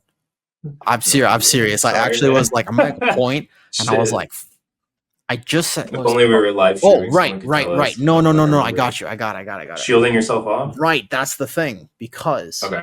one of the natural consequences of having gone, thank you. One of the natural consequences of having gone through all of that would be a natural response for me would be like, well, look, I'm never going to love again.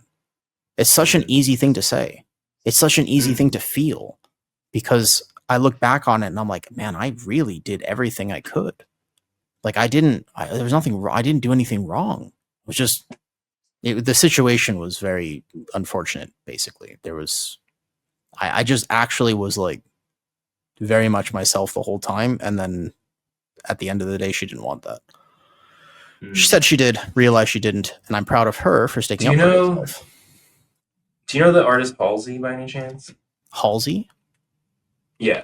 I think so, but I don't know her that well. This is like one of the corniest things I'll ever quote. I love Halsey though. Okay, great. Go for it. But one of her songs, it says, "You were red and you liked me because I was blue, but you touched me and suddenly I was a lilac sky and you decided purple just wasn't for you." Yeah. And I think of that not only in like relationships, but just in people in general, is like people change, and like you're one thing and they're one thing, and people interacting changes each other. Yeah. And basically she's saying like, I was blue and then now I'm a lilac sky and purple's just not for you. And it's like almost not, it's like not like finger pointing or being like, well, you should have been this way or whatever. It's just sort of like, I don't know.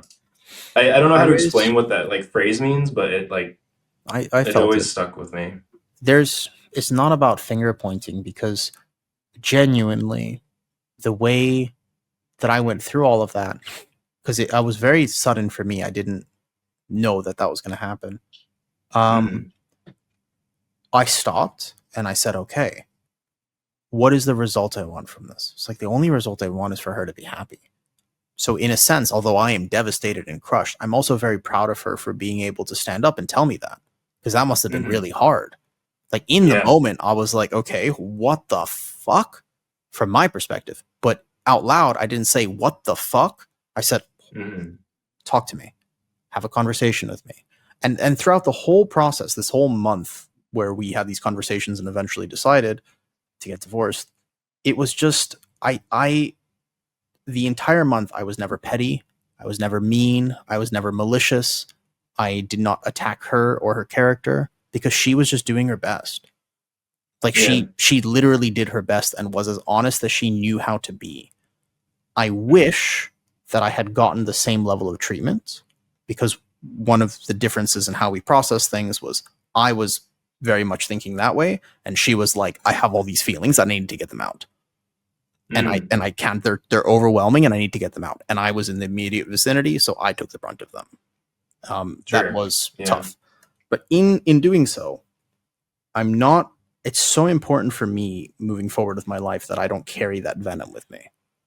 That I don't carry the wounds that I do have today. I don't want to have them a year from now. I don't want that to make me a colder person. I don't want my perspective on love to be cynical. I don't want my perspective on people to be negative. It's just something that happened. I did the best I could. She did the best she could. There was a mismatch. She was a color. I was a color. When we got together, it made this. And when she realized that, as she couldn't have realized it any sooner, it would have been unfair for me to ask. It would have been unfair for me to expect that or anything of her. But when she realized it, she made a choice. And I'm glad she did then, instead of 5 years from now. That would have been even harder. So yeah, because how much would it hurt 5 years from now for her to say, I've been miserable for 5 years? Yeah, probably the same. That would, to be honest. Well, but maybe. But it would sting in a different way, I guess. It would sting in a different way. But the idea is, we're all just doing our best. Everybody you meet's just doing their best. And sometimes their best is raging at you in party chat. Yeah, literally. That's their best. And you don't have to associate with that person. You can choose not to, and you might be a happier, healthier person for it. But we're just doing the best we can. And I'm proud of myself for being as kind as I knew how to be throughout that difficult process. But the point that I was trying to make was that a natural response would be for me to, to carry venom, to carry toxicity. And I want this to make me a kinder person, not a colder one. And I will work to make that happen because it's not going to be easy.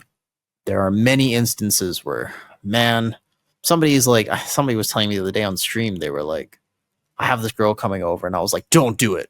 I was like, my first thought, I was like, don't do it. And I was like, no. That's me projecting. Just take a second. Woo. Good for you. What are you guys doing? You're watching a movie? Great. What's the movie? It's like, right. You can take a step back.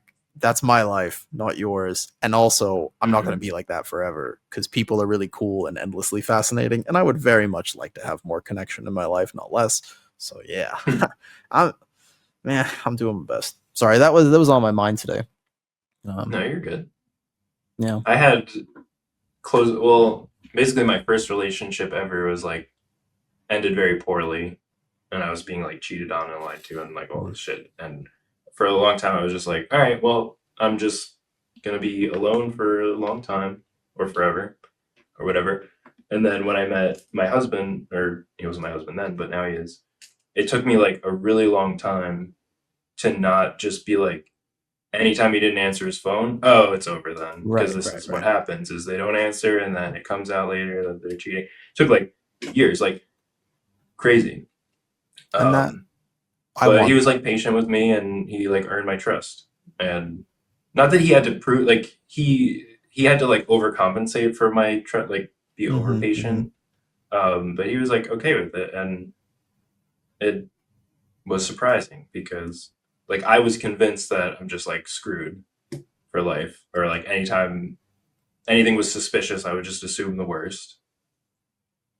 And I don't know. I don't really know how to explain it, but like over the years, my mind has shifted, and now if he tells me something is true, I accept it as if it was like a scientific fact, like no matter what. And I believe like we have a deal where like we make promises in the past tense. So like if I'm saying like, oh, did you put this thing over here? Like where, I don't know, if I have to prove that something's true, I'll be like, no, it's true, I promise. And like the promise is always like to verify something. And I've never not trusted it. And I think, I don't know, I'm not doing a good job of explaining it, but like it's like a sacred thing, and I have faith in that, and I never thought that I would. Just the idea and so things can change for sure. Yeah, you never know. Like I said, you put yourself out there. I was like, we hadn't talked about this beforehand, but I shared an experience, and then turns out you've had a similar one. I really think that we're not as alone and unique in our experiences as we think we are. Like you're different for sure. I'm different for sure. But there's so many things that people have experienced, and it's just, I do have hope that one day, just like you, I can get to a place where I don't have that suspicion that things are going to end because previous things had ended. That's actually like we work on data. I never thought I would. Yeah. And I didn't even really hope that I would. And I did. So I don't know how to tell you that it's going to be fine. No, I have this weird thing based on my life. I've had a very abnormal life, nar. And if there's one thing I know, it's that I'll be all right. Because I will let myself feel everything I need to feel. Very important for me. I will, if I'm sad, I'll be sad. I don't need to be happy all the time. So I'm going to feel whatever I'm going to feel. And I'm going to be honest with myself and everybody how I'm feeling. That's super important to me. It's why my stream is the way it is. I literally would say everything I've said to you, I would say on stream. to however many people are there. I would have this Well, I exact hope same so. I'm posting this on the conversation. internet at some No, point. great. I Okay. can't. If you think later and It's you're not like, shy shit, take information. that part out about whatever. Literally I can nothing. delete anything you want. Nothing. Yeah, but I'm not so if you sleep change your deprived mind, today who that I knows? would say something I'm probably not supposed to say. Although I have been known to do that when I don't sleep. That would have been me last night. I was trying to Yeah. stay up forever. And thank you, by the way, for being like, bro, go to bed. If there's one thing I understand, it's sleep problems. Yeah. Oh man, it'll fuck you up. Yeah. I recently quit smoking weed, and I can't sleep more than like 4 hours at a time. That's why I was like, all right, I'm going to bed, and then like 5 hours later, I messaged you like, all right, I'm up. It was pretty. I was noticing that. Yeah, there was a distinct time frame there. But yeah. I don't know. I have, at least I want to have this just giga hope for life. Like I just want to be. I started saying this earlier, and I forgot to finish the thought. I was so hardcore when I was younger. I was so uptight about everything, and I just wish I could go back and tell that person, it's like, just be a fool. Yeah. Like, just be a fool. It's so much better. You would be so much happier. And I learned this eventually, and I'm glad I did. I'm glad it didn't take me 50 years. It's like, but I would rather walk down the street and be naive and get stabbed than live my entire life in a hyper-vigilant state, always checking every corner, always examining every single person who walks past me to see if they have a weapon. Statistically, it's never going to happen. But it used to be how my brain worked. And I could never relax. I never had peace. I never had comfort. Because I was always looking for threats. Just because of how my childhood was. There's some Buddhist thing about suffering twice. Like when you like suffer like imagined things. When you're like, oh, I could go outside and get hit by a car. It's like you're suffering that now and you haven't even gone out yet. And it's like it probably won't even happen. But if it does, then you suffered it twice in a sense. Obviously not. Yeah, basically. Really, but so I've actually tried to tone down my hyper, and I was just like, the odd chance that happens, I would be more than happy to accept that as payment for the years and years and years of happiness and peace that I had because of that. Like, I would rather I actually want to be an idiot. Like, I kind of want to, not an idiot, I want to be naive. Nice, right? Like, I want to be naive. I'd rather be hopeful and loving and kind and awesome than hardcore and a realist and a cynic, because that's how the world works. It's like, yeah, well, I know how that, but I know that, but I've been through all these terrible things. Like, and you know what? I don't actually wish them on anybody else. They might go through them. And if that case, man, do I wish them the same opportunity that I got to be hopeful and naive. Like, it's just a really nice way of looking at it. It's not even naive. It's actually, if anything, it might be wisdom incarnate, because the world is endless. Like, I'm going to be here tomorrow, and I'm going to be here 10 years from now. I didn't used to think that. And it's like, well, I'm going to be here 20 years from now. It's like, well, I would rather be happy and still trying than to see life in a positive way than not. I'm really big into music, so things keep reminding me of music. But do you know who Porter Robinson is by any chance? I have no knowledge of music whatsoever. You can absolutely send me any song you like, though. Okay. It reminded me of something else, but if I read the lyrics, I'm gonna cry. So okay, you send it to me. I'll listen to it later. There was some music I heard today, actually, that just sort of. Oh yeah, there was a good one. I did hear something today. Just came across my Instagram feed, and it was one of those like 10-second clips that just went. Yeah. I'll send it to you after. I might have even seen it. No, it's just a good song. Like, it's like, damn. Oh, okay. Yeah, it's just one of those good songs that just hit at the right time. Yeah, music. That was me yesterday. Skrillex released his like Ultra 2025 set, and it's basically just like an hour 20 of like a fire hose of nostalgia, and I was just like overwhelmed with like all these old memories of shit, and it's like so special. Like, music is everything for me. I have two music tattoos, and like, which ones? You can't really see it, but actually, I've never showed it on stream. Oh, you don't have this one's actually really shitty, but it's a bass drop. It's like a bass nectar thing. And then the other one is Porter Robinson. Can't see it. Maybe I'll put a picture of it on. But hold on. There you go. Got it. It's like a little face. It's one of his first albums, and it's just two of the artists that mean the most to me and got me through some very bad times like 10 years ago. I wonder if I'd ever get a tattoo. I went to help my friend get a tattoo. Like, was it 2 weeks ago? Like a few weeks ago. Really? She's many tattoos, but she got a tattoo from like here to here. So I hung out with her at the studio. It was like a big deal. I was like, "Is anybody coming with you?" She was like, "No, not today." I was like, I'll be there." So I came in and I basically was at the studio, and I was like, "Am I leaving with the tattoo today?" I thought about it. I really did think about it. I was like, I have a lot of scars. I don't have any tattoos. I actually have a lot of scars. They're my tattoos. I have tattoos covering my scars. I thought about it, but like, you see, people don't actually really notice them on stream. See this one on my hand? Wow. Yeah. Gnarly. Goes like this. Ooh, it wiggles around too. Yeah. I always thought it would be perfect. It would be like a good base for like a dragon or something if I wanted to. I was 11 here actually. This was like a long time ago. Wow. But I have scars all over. You just don't really notice them. This is from this is from stupid sword fighting. Yeah, I have a lot of scars actually. Random Awoo lore. When I was 16, I was stupid and I used to sword fight at this park with metal weapons, and I have many scars on my body from those. Damn. Because they were metal weapons and I was 16 and stupid. So yeah, that's pretty. Pretty my hands are actually like, if you look closely, there's like a lot of like little nicks and stuff on the hands. I used to be covered with many different burns, partly because I worked at a pizzeria.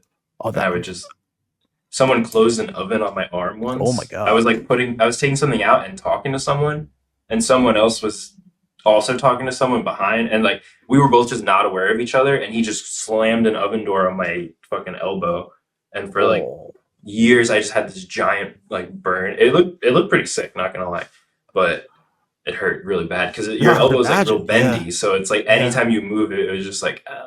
That's a great lesson in not assuming anything about anybody, because somebody would see you, they'll be like, "Damn, those are badass scars." You know, you serve time, bro, or whatever. I don't know what people think about that, but it's like, at a pizzeria. Yeah, exactly. It's just people. Some Egyptian man named Nabil slammed a fucking hot metal door on my arm. Never judge. Is there anything that you did want to talk about while I'm here? You can always record again at another point. I was not expecting this conversation, but I do appreciate it. Yeah, I really am. I mean, I have a ton of shit. I have a bunch of WoW shit, but like, who cares about WoW? Life stuff's cool. At this point, kind of. We can always find a different time to talk specifically about WoW stuff, but... Trying to think. Okay, so I did have... Oh, you know what? I'm sorry. I got 3 questions from my Discord, if you don't mind. Go for it. Check those out real quick. And they're all like multi-parts, so if one part pops out to you, we can chat about them and just move on. So Prey asks, what does he think about the rise of Oracle? Kind of talked about it a little bit. Actually, we talked about it probably enough. So in the second part, thoughts on VDH. Is that a clear winner? Okay. I can answer these in succinct format. Yeah, cool. Because I can answer these in succinct format. The rise of Oracle succinct means, but it sounds good. Succinct is just like short format. Like I won't like elaborate too much on the points, because actually we kind of talked about it earlier, but we can cut the video from here, and then we'll have a good clip, you know. Yeah, exactly. We'll have a good clip. Basically, the rise of Oracle just proves that people do like it when healers are overpowered, because DPS die less, the tank feels safer, and the healer feels like they have more control over the party. They should design the game and think about maybe buffing other healers, or perhaps changing some sort of damage intake pattern so that healers feel more powerful. It wouldn't be a problem if they just buffed healers to a certain extent. DPS would still have to use defensives, still have to play the game, still have to not stand in the puddle that one-shots them. Like, you could still make a good game, but have healers and tanks both be a little bit more powerful. So that's the one thing that Oracle proves. The problem with it is that if it's only one spec, a particular spec of a particular healer, it does make the other healers feel left out, and that is unfortunate. You could just accept the fact that WoW has a meta, and there's always going to be one thing that is clearly better, and if you don't like that, you could re-roll. There's a lot of different avenues for how to do this. I don't know what the fix is. I think that the problem with Oracle is not what it does to keys, it's actually what it does to other healers, because then you feel bad, like you're inting your key and you're inting your group for not playing Oracle. That's a weird thought, and you shouldn't have to deal with that just wanting to play the game that you like. So that's what I think about Oracle. But it does show that like people like it when healers are powerful. And VDH is actually not as powerful as Oracle. People think when there's a meta tank, it is not as meta as people think it is right now. Like right now in the season, you can play other tanks. Other tanks do actually do more damage. VDH is not the highest damage tank. It does adequate damage, and it has good control, but it doesn't have the OP double sigil with heavy CDR control that it had in Dragonflight Season 3 and 4. It's like that's when like it once was. That's when it was 50% better than everything else, and you actually couldn't play another tank. Right now, VDH is not, for example, as ahead as Prop Pally was last season. Like, I play Guardian. Correct. I feel that way too. I don't feel like it's... Yeah. It still dies. It's not actually significantly more tanky. Yeah. And sigils are not actually the most OP. I prefer healing bears too. But sigils are not that OP. It's if they've nerfed it enough where, like, if I don't have Sigil of Silence, you can still do the pack. I have my own version of CCs. There are some times I wish I had it, but ultimately VDHs can't do some things that bears can do. And bears can't do some of the things that monks can do. And monks can't do some of the cool shit that warrior can do. And then you have Blood DK, who has grips. And it's like, okay, actually, pretty much every tank does have their niche right now. There are some tanks that are a little bit more squishy, I would say. But ultimately, tanks are very well balanced. I actually think that tanks are pretty well balanced right now. It's just that the meta-driven players are going to be like, what's the best tank, and probably play that. And a lot of tank players like VDH because it's highly mobile. You get these leaps. You get this cool, like, it's just a cool tank.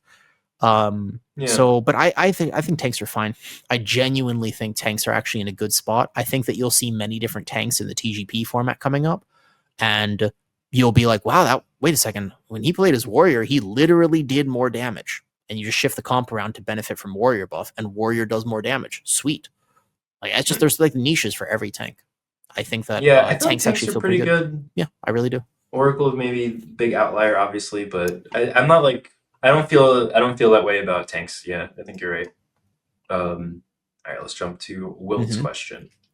And his name is Full Natty in my Discord. Fantastic. When I started playing AUG, I what is the AUG, like Omega OP? I was playing AUG and he's playing Frosty K, I think, and he's doing all this damage. Like, look at all my damage. And I'm like, your damage. Like, the whole group is like, your damage. What the fuck? So he's like, no, Natty, my damage. So anyway. His thoughts about routes this season. Are big pulls more fun for him, more stressful? Does he enjoy organizing a CC to keep others alive? And his thoughts on damage profiles. So if you want to pick like one part of this, and okay, no, we can actually go through this. Yeah, we can go. I'm not sure your timing. I don't want to keep you for too long. You're good, but I have literally all day, so okay, no worries. We can't go all day because it's 10 p.m. for me here. It's a little late for me. I'm across the world from you. I didn't mean it like that. I just mean I'm not so taken for me. So this question is a good question. Thank you for asking. First of all, Full Natty, thank you for asking this question. Shout out, Wilt. Right. Thank you, Wilt, because you're asking something from a tank's perspective. We like that. We like being heard too. Okay, we're people too. So thank you for asking. Big pulls are not more stressful. Stressful is when there are 3 mobs that all kill you. So it doesn't matter about the number of mobs in a pull. It's actually not what makes a pull stressful. It makes a pull way more fun. In fact, a lot of tanks generate more resources when there are more mobs. So actually, many tanks feel better in bigger pulls when the damage is equalized. So as long as they're like the pull is not ridiculously insane, where if I miss a single global, there's not 6 volleys or something, right, or whatever, right? Exactly. So they've specifically designed dungeons this season to put in a bunch of filler mobs. That's why it's fun. You think about Meadery, all those little beelets don't have to be there. You could literally take them out and the pack would look exactly the same. You would do almost identical pulls if the little beelets weren't there. But aren't they fun? You get like 10 extra mobs in a pull. They put a little daw on you. They kind of hurt. You just organize defensive. Isn't that fun? I love pulling those things. We love shitter mobs. Right. Well, you have the B boss in Cinderbrew, which they could have just made him in the arena by himself, but they've also put little packs there. You can drag some funnel in. Doesn't that feel great? You just push a little defensive. You now have 5 targets. That feels great. 10 targets. Excellent. Everybody likes that. So they've really actually done a very good job this season of doing that. And I appreciate that. As a tank player, I love it. Does he enjoy organizing a CC? Yes, as long as it's reasonable. When VDH had double sigils, it was too much on the tank. That was true, actually, because literally it was my job for 30 seconds to do everything. But as a bear, I have a few buttons. I'm intelligent with how I press them. That feels rewarding. I'm not intelligent with how I press them. Maybe a cast goes off, somebody dies. Okay, could do better next time. So yeah, I enjoy my role as a tank. I like the fact that tanking is straightforward this season, and therefore I can focus on things like my CC, and I can focus on things like how I can help the group instead of just keeping myself alive. So yeah, I do like that. I think that I would like it less if I was Prot Pally, because Prot Pally has this interesting problem where if somebody dies, there's a chance I could have saved them if I was giga hyper aware and planned perfectly. Right. As a bear, it's like Yeah. I can do what I can do. Even a VDH. VDH is like I can do what I can do, but past that point, I got no off healing. So like, you know, it is what it I is. really feel like bears, like their CC with having like Vortex Typhoon and Incap Roar and then just a melee kick, that feels great. Like It's not bad. And I I also haven't am played it Torn that. too. I used to play it a lot, but like 30-second Incap Roar, great. The Vortex Knock, really cool. You got a couple dispels you could get. Vortex And is then a other than lot of that, it's like utility just this live season. and be tanky. Mm-hmm. Yeah, Vortex, you can prevent a lot of damage with it. I literally have Sigil of Chains. Right, I have yeah. Sigil of Chains every minute. It's and it similar. feels good. Yeah, it does feel good. I just have Vortex Typhoon. And I also like it because when you see the Vortex come down, unless there's like, oh, he's Vortexing this leap, you know he's setting up the next stop. So like, don't go in and leg sweep because that Vortex will expire. So like, he needs to get that Vortex knock during the Vortex. And generally, they're not just putting out Vortex for no reason. So it's like, if they have Typhoon up and there's a Vortex, you kind of know like, hey, it looks like Awoo's going to do a Vortex knock here. So then I'll wait. And then maybe I'll cap totem after or something like that. It's almost better because you're signaling, like obviously you can see it on the nameplates, like the Vortex debuff. So you're looking at it and you're like, okay, I can see he's setting this up, which is almost better than just the tank like ripping a random stun. I don't know if I think it's like signaled pretty well. Yeah. And to answer the last part of this question is the damage profile. An interesting phenomenon has been occurring in my keys as I'm getting higher and higher, and I've timed some 15s that are harder to time. It was like a few weeks ago, actually, so we had less gear. I think nowadays they're going to be a little simpler. My first 15 Floodgate, we had 1 death, and we timed it with 16 seconds to spare. My first 15 Rookery, we had 0 deaths, and timed it with, I think, 14 seconds to spare. So actually, for the first time, it isn't just about play safe big IO. You actually have to optimize, and your DPS feel like they matter more. It feels I'm great, not gonna lie, right? last like, season it was kind of like your DPS, like if you just got to the end of any key with 0 deaths, you were probably timing it to a very reasonable level. So I think you're just a passenger. Like at the mercy of timers were super chill. If your tank doesn't die and your healer keeps the group alive, you're timing the key. Right now, it doesn't feel like that. I think that as keys get higher, DPS actually, like it feels good to be a good DPS. I think they've done a good job making the roles rewarding right now. It's like you feel good as a good DPS, you feel good as a good tank, you feel good as a good healer. And like those optimizations start to matter. My routing, my this, I'm like, oh damn, okay, how do we do 16 Floodgate? If the 15 Floodgate was that close with pretty much 1 death, how do we do 16? I'm like, well, now I have to think, okay, well, we could combine pull 2 and 3. Yeah, we could try to combine this. It's like, well, that's fun. Those are good problems to have instead of, hey, that ship on Dawnbreaker with 3 mobs is going to murder me. So, you know, how do I figure that out? Like, that's less fun. Or instead of you open not even close and you're like, all right, time this key with 4 minutes, but I need to fade, flash heal. Yeah. Have you opened that, by the way? I haven't used that website not once this season. No, I haven't used it this season. I know I used to back in the day. Right? You have to keep that Shadow shit, Priest, right? And trying to do like 27s or whatever, and I look and I'm like, I literally need to fade, flash heal, and shield to live with like 1% health. I'm like, it's all right. Interesting because there aren't a lot of one shots this season. There aren't a lot of one shots, and yet he still feels they've done a good job like designing them because he still feel challenging. Your healer still has to pump in a lot of scenarios, but there are surprisingly, I haven't had to use that website yet. Yeah, I haven't gotten to that key level yet. So good question. Which helps because there's no AUG with the like rescue. I used to love rescue. Like rescue is insane, Zephyr, and you could do so much just by looking like, hey, there's an AoE in 11 seconds. This guy has nothing. This one has something. All right, I'm gonna rescue him in like 8 seconds. That used to be how you told if an AUG was good or not. If an AUG was good, they'd rescue at the right time, and if an AUG was bad, they'd forget that that button exists. And you could hear the healer being like, and then I'd rescue, and they'd be like, oh, okay, cool. Yeah. Like I like knew what they were trying. Like they couldn't find the words, but they were just like grumbling. I'm like, no, no, no, I'm looking. Don't worry, like we're good. All right, and then last question: Mhm. How'd you pick the specs you're playing? Guardian Druid, Prez, and Resto Shaman. This is an interesting trio. That's true. My Resto Shaman, there are a few specs that I just like, and this season was very much about I just wanted to play specs that I liked. That was my primary goal. I didn't think about the meta. I didn't think about what was going to be best. I literally just wanted to play the specs that I enjoy playing. That was it. That was my goal going into this season. See, last season I had a goal. That's why I'm playing Oracle and Ret Paladin. But last season I had a goal. I was like, I am getting title. And I was. I was like competing the whole time. I was working hard and it was fine. And I was on my road. I was in title range the whole time.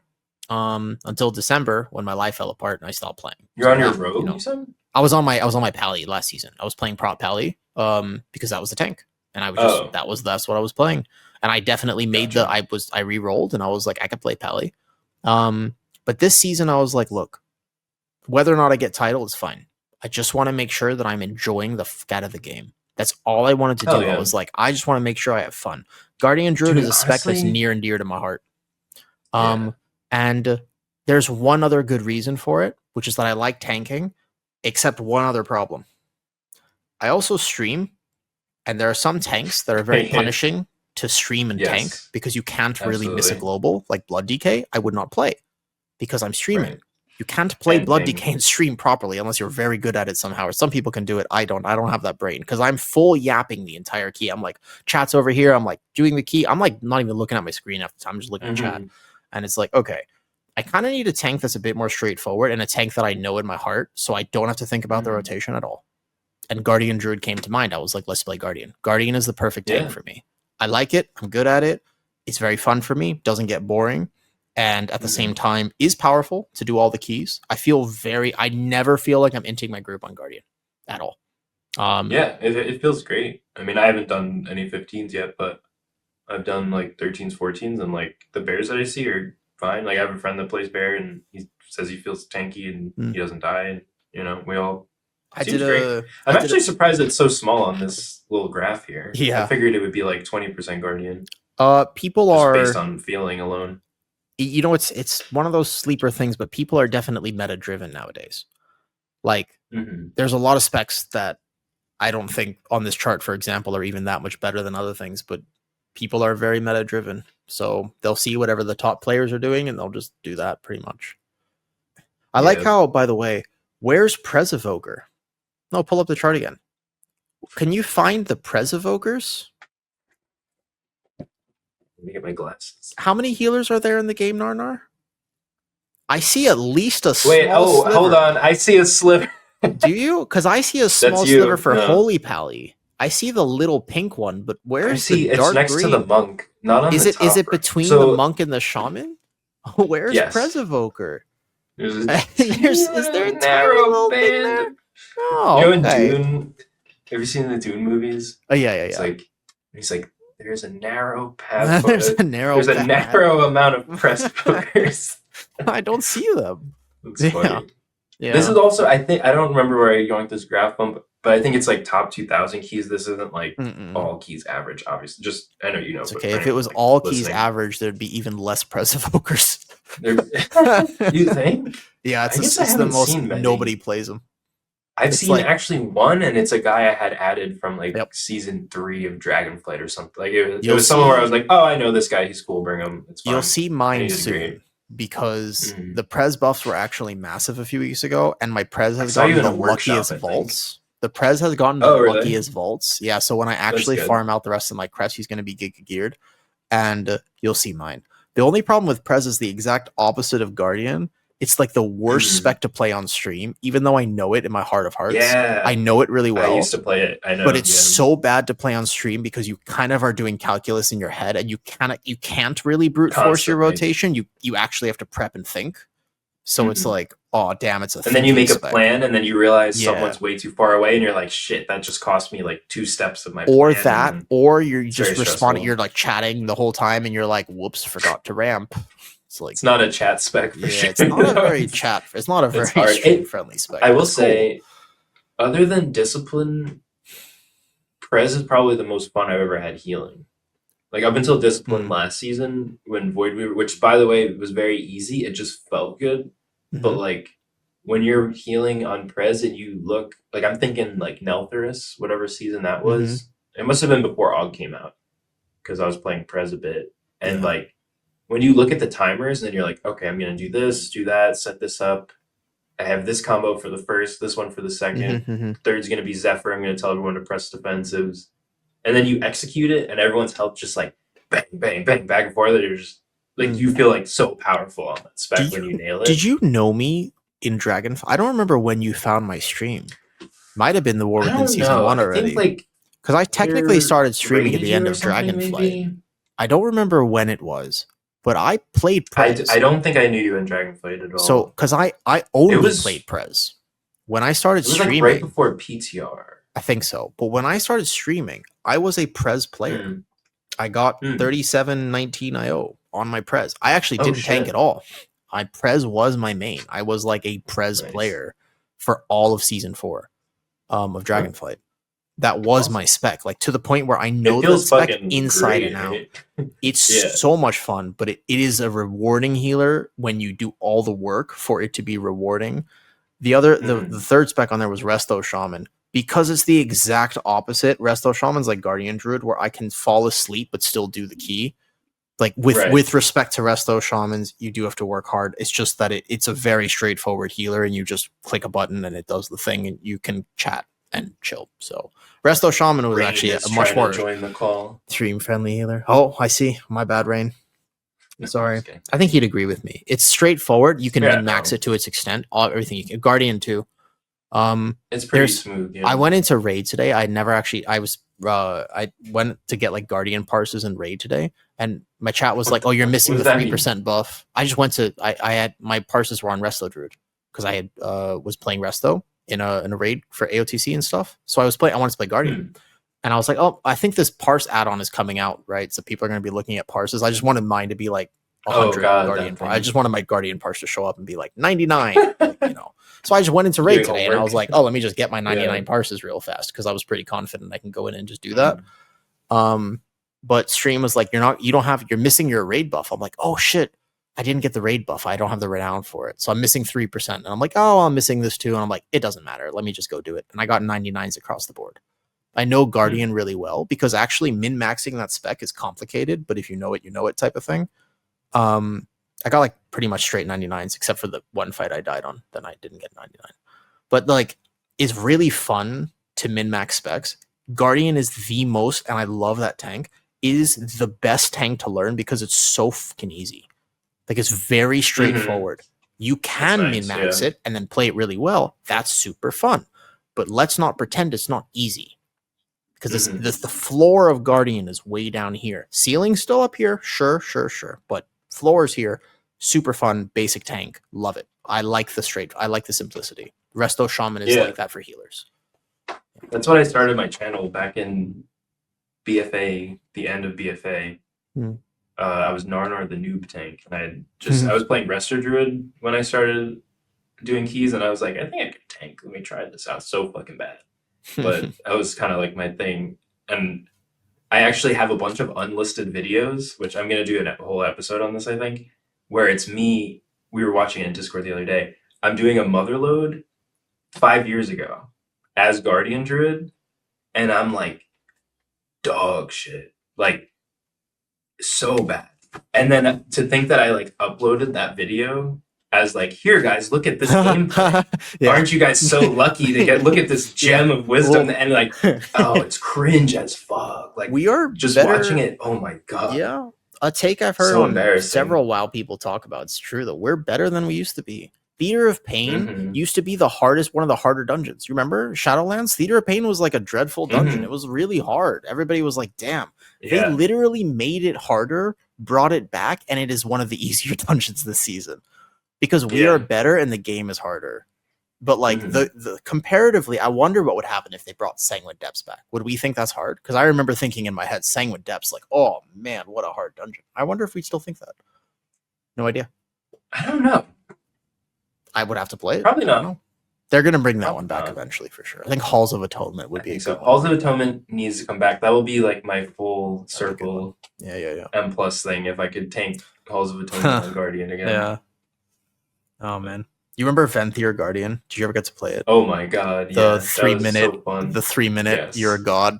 Yep. I would tame both the birds. I'm like I don't look at anyone's cooldowns anymore. I would play with the Venthyr Boomkin too. So me and him would just every 3 minutes I'd pull like 40% of the dungeon or whatever. Not 40%, but like just insane. Good times. Insane, damn. Those birds. Yo, PI my gargoyle, please. Yeah. Oh, just PI. Just PI me. Just PI me on the Guardian Druid. That was a good Get more Ravenous Frenzy stacks. Oh my god. That was fun. Yeah, that was a good time. All right. Any other questions in particular? Nope. We covered all the questions that were from my Discord. We did not touch anything on the list that I made, so that's chill. I think we touched a few. Have you back at some point? No, we did. I just didn't look at it, so. But that's good. I mean, had a great time chatting with you. I wanted to say I'll see you in the, thank you for the more honest conversation about not WoW stuff. Unexpected, but genuinely. Of course. I do believe that if I'm just endlessly myself and I keep putting myself out there for the world, I might find what I'm looking for, which is just people. Like I just want to connect with people. I hermited for so long. I was just genuinely away from, I didn't talk to anybody. I didn't go outside. The COVID lockdown for me was 4 years or whatever. Like I didn't do anything. And I'm trying to reconnect with how that looks. And I have been vastly rewarded in a positive way because I've been around the right people. Yeah, I will say, if I can give you a compliment, you're very good at streaming and like you're very like welcoming. Like, I don't know, I tab around. I don't really watch streams of people that I don't know or like that I've never talked to generally, but I'll like tab through like a few people's streams. And I usually like if I'm not streaming, I'll like settle on your stream and like have it on. And maybe I'm doing a key or something, so I'm not like totally locked in, but like it's a good like hangout and you're very good at responding to people. Like I will not notice a chat for like 12 minutes and then I'm like, oh, fucked up right here. But like you'll answer something and then you'll also do this thing. I don't know if you do it on purpose, but you'll like kind of answer it twice because something is like, if someone says something and you respond, they might not notice that you're responding to them until you're done. And then I think that's an I don't know how to explain it. Yeah. No, I do the double response. But you'll be like, I learned. You'll be like, have you done this dungeon, Narnar? This dungeon? Have you done it? Yeah, I do that. And I'll be like, oh shit, he's talking to me. But it's very good. I'm not saying it like it's not a bad thing at all because it's like a very good quality. Like you're very good at I appreciate the compliment. And I'm excited to watch you like over the years. Thank you. My stream, I really feel like I'm hanging out with people because that is my social life. That's how I interact with people. It's not even that different. It's literally how I make friends. Like what am I gonna do? Go to a bar? Like I'm not a bar person. I'm not bar material. Yeah. It's loud and I don't like alcohol. Milkshakes are better. Me too. You know, like why would you just give me the mocktail? Like why? And it's expensive too. I could just make better Thai tea and a milkshake at home. But now I'm getting ranted about that. But the point is, for me, when I stream, I actually really feel like I'm hanging out with people. It's how I've interacted with people my whole life. I've been a gamer my whole life. It seems like it fits you and you're like... It weirdly does. Unexpectedly, by the way. Just dramatically, I'm not expecting it at all. But it fits me so well. Like I hit go live and for the entire time I'm streaming, I am just myself. I don't have to try whatsoever. And it just flows. Like it seems like not that you're turning on a personality, but that you're like active. You're like, all right, activate, and you're just doing. There's no personality. It comes across as natural, I guess. It's it is. It feels like that, and thank you for saying that. I hope to keep going with it. It's really cool. It's exciting. Cool. Okay. All right. So thank you very much. Where do people find you? Awootank on Twitch. And you got the YouTube going on. Let me know if you need I can make thumbnails in like 2 minutes. If you I don't know how to do that. You'll notice that literally every YouTube video I have is a straight export from Twitch because I don't know. Yeah. It'll grow passively. I have a formula. Oh, and okay. I can make them in like 2 minutes. So if you're if you DM me and you're like, hey, I did a 16 rookery. could like be within cool. like I'm not gonna stop what I'm doing to do it. Yeah, but yeah, like, yeah. Of course. like I That's can make it in interesting. like 2 minutes. The So if you YouTube has want, I'll just send it garnered a over. weird amount of attention. I don't even know how. I Oh just yeah, put the runs up there, but like people seem to like it, which is awesome. it's good, and it's Yeah. like high end. I mean, like if I was starting there, I'd be happy to find your stream. Oh, you also like explain what you're doing a lot, which is helpful. That's just how Like my as you brain set up a works. poll. Yeah, no, I got you. I got you. It's just how the brain works. But yeah, But I'm I'll glad link people like it. I have the YouTube and YouTube. Twitch. I Twitch. I stream pretty much every day. I'm gonna try this year to make sure I take 1 or 2 days off per week so that I can go do social things. Because if I don't make myself do that, I will not leave my home and I will just stream Twitch, which is not exactly healthy for me, I think, long term. So I'll make sure I take some time. But otherwise, I stream every day on Twitch. And I did technically make an Instagram and a Twitter, but I don't know what I'm doing with that. I don't know. I'll post some weird stuff. I think I did too, and then I never used it. Yeah, it didn't feel like me, and I was just like, I'm not doing it. I don't really like social might change media, my mind. but I do have a lot of cool things Same. to share. You ever seen my body paint stuff? I think I saw one when you were like a demon kind of thing. Yeah, they're really cool. It was when I just found your stream, and I was like, oh yeah, it's a weird first impression. Yeah. Yeah. They're really What's cool. happening here? They're really cool. It was like impressive. It was like, and they're not photoshopped. It is scary, genuinely makeup. It's actually makeup and prosthetics. Do you have? I mean, I guess I get attention later, but whatever. People can tune in your stream and ask about it. Yeah. They'll get it. There's a part of my Discord which has some of it on it. But yeah, over the years I've gotten a chance to do like a lot of really cool stuff, and that's one of them. So I just like I have a bunch of photos like that to share, which I think are cool. So nice. I'll post some of that to Twitter or whatever. It'll be what it'll be. Cool. I don't think I'm growing that. That's fine. Okay. If it doesn't feel good, then don't worry about it. But yeah. All right. Thank you, my man. GG's. I'll catch you around. All right. I'm just gonna end recording, but if you don't mind, just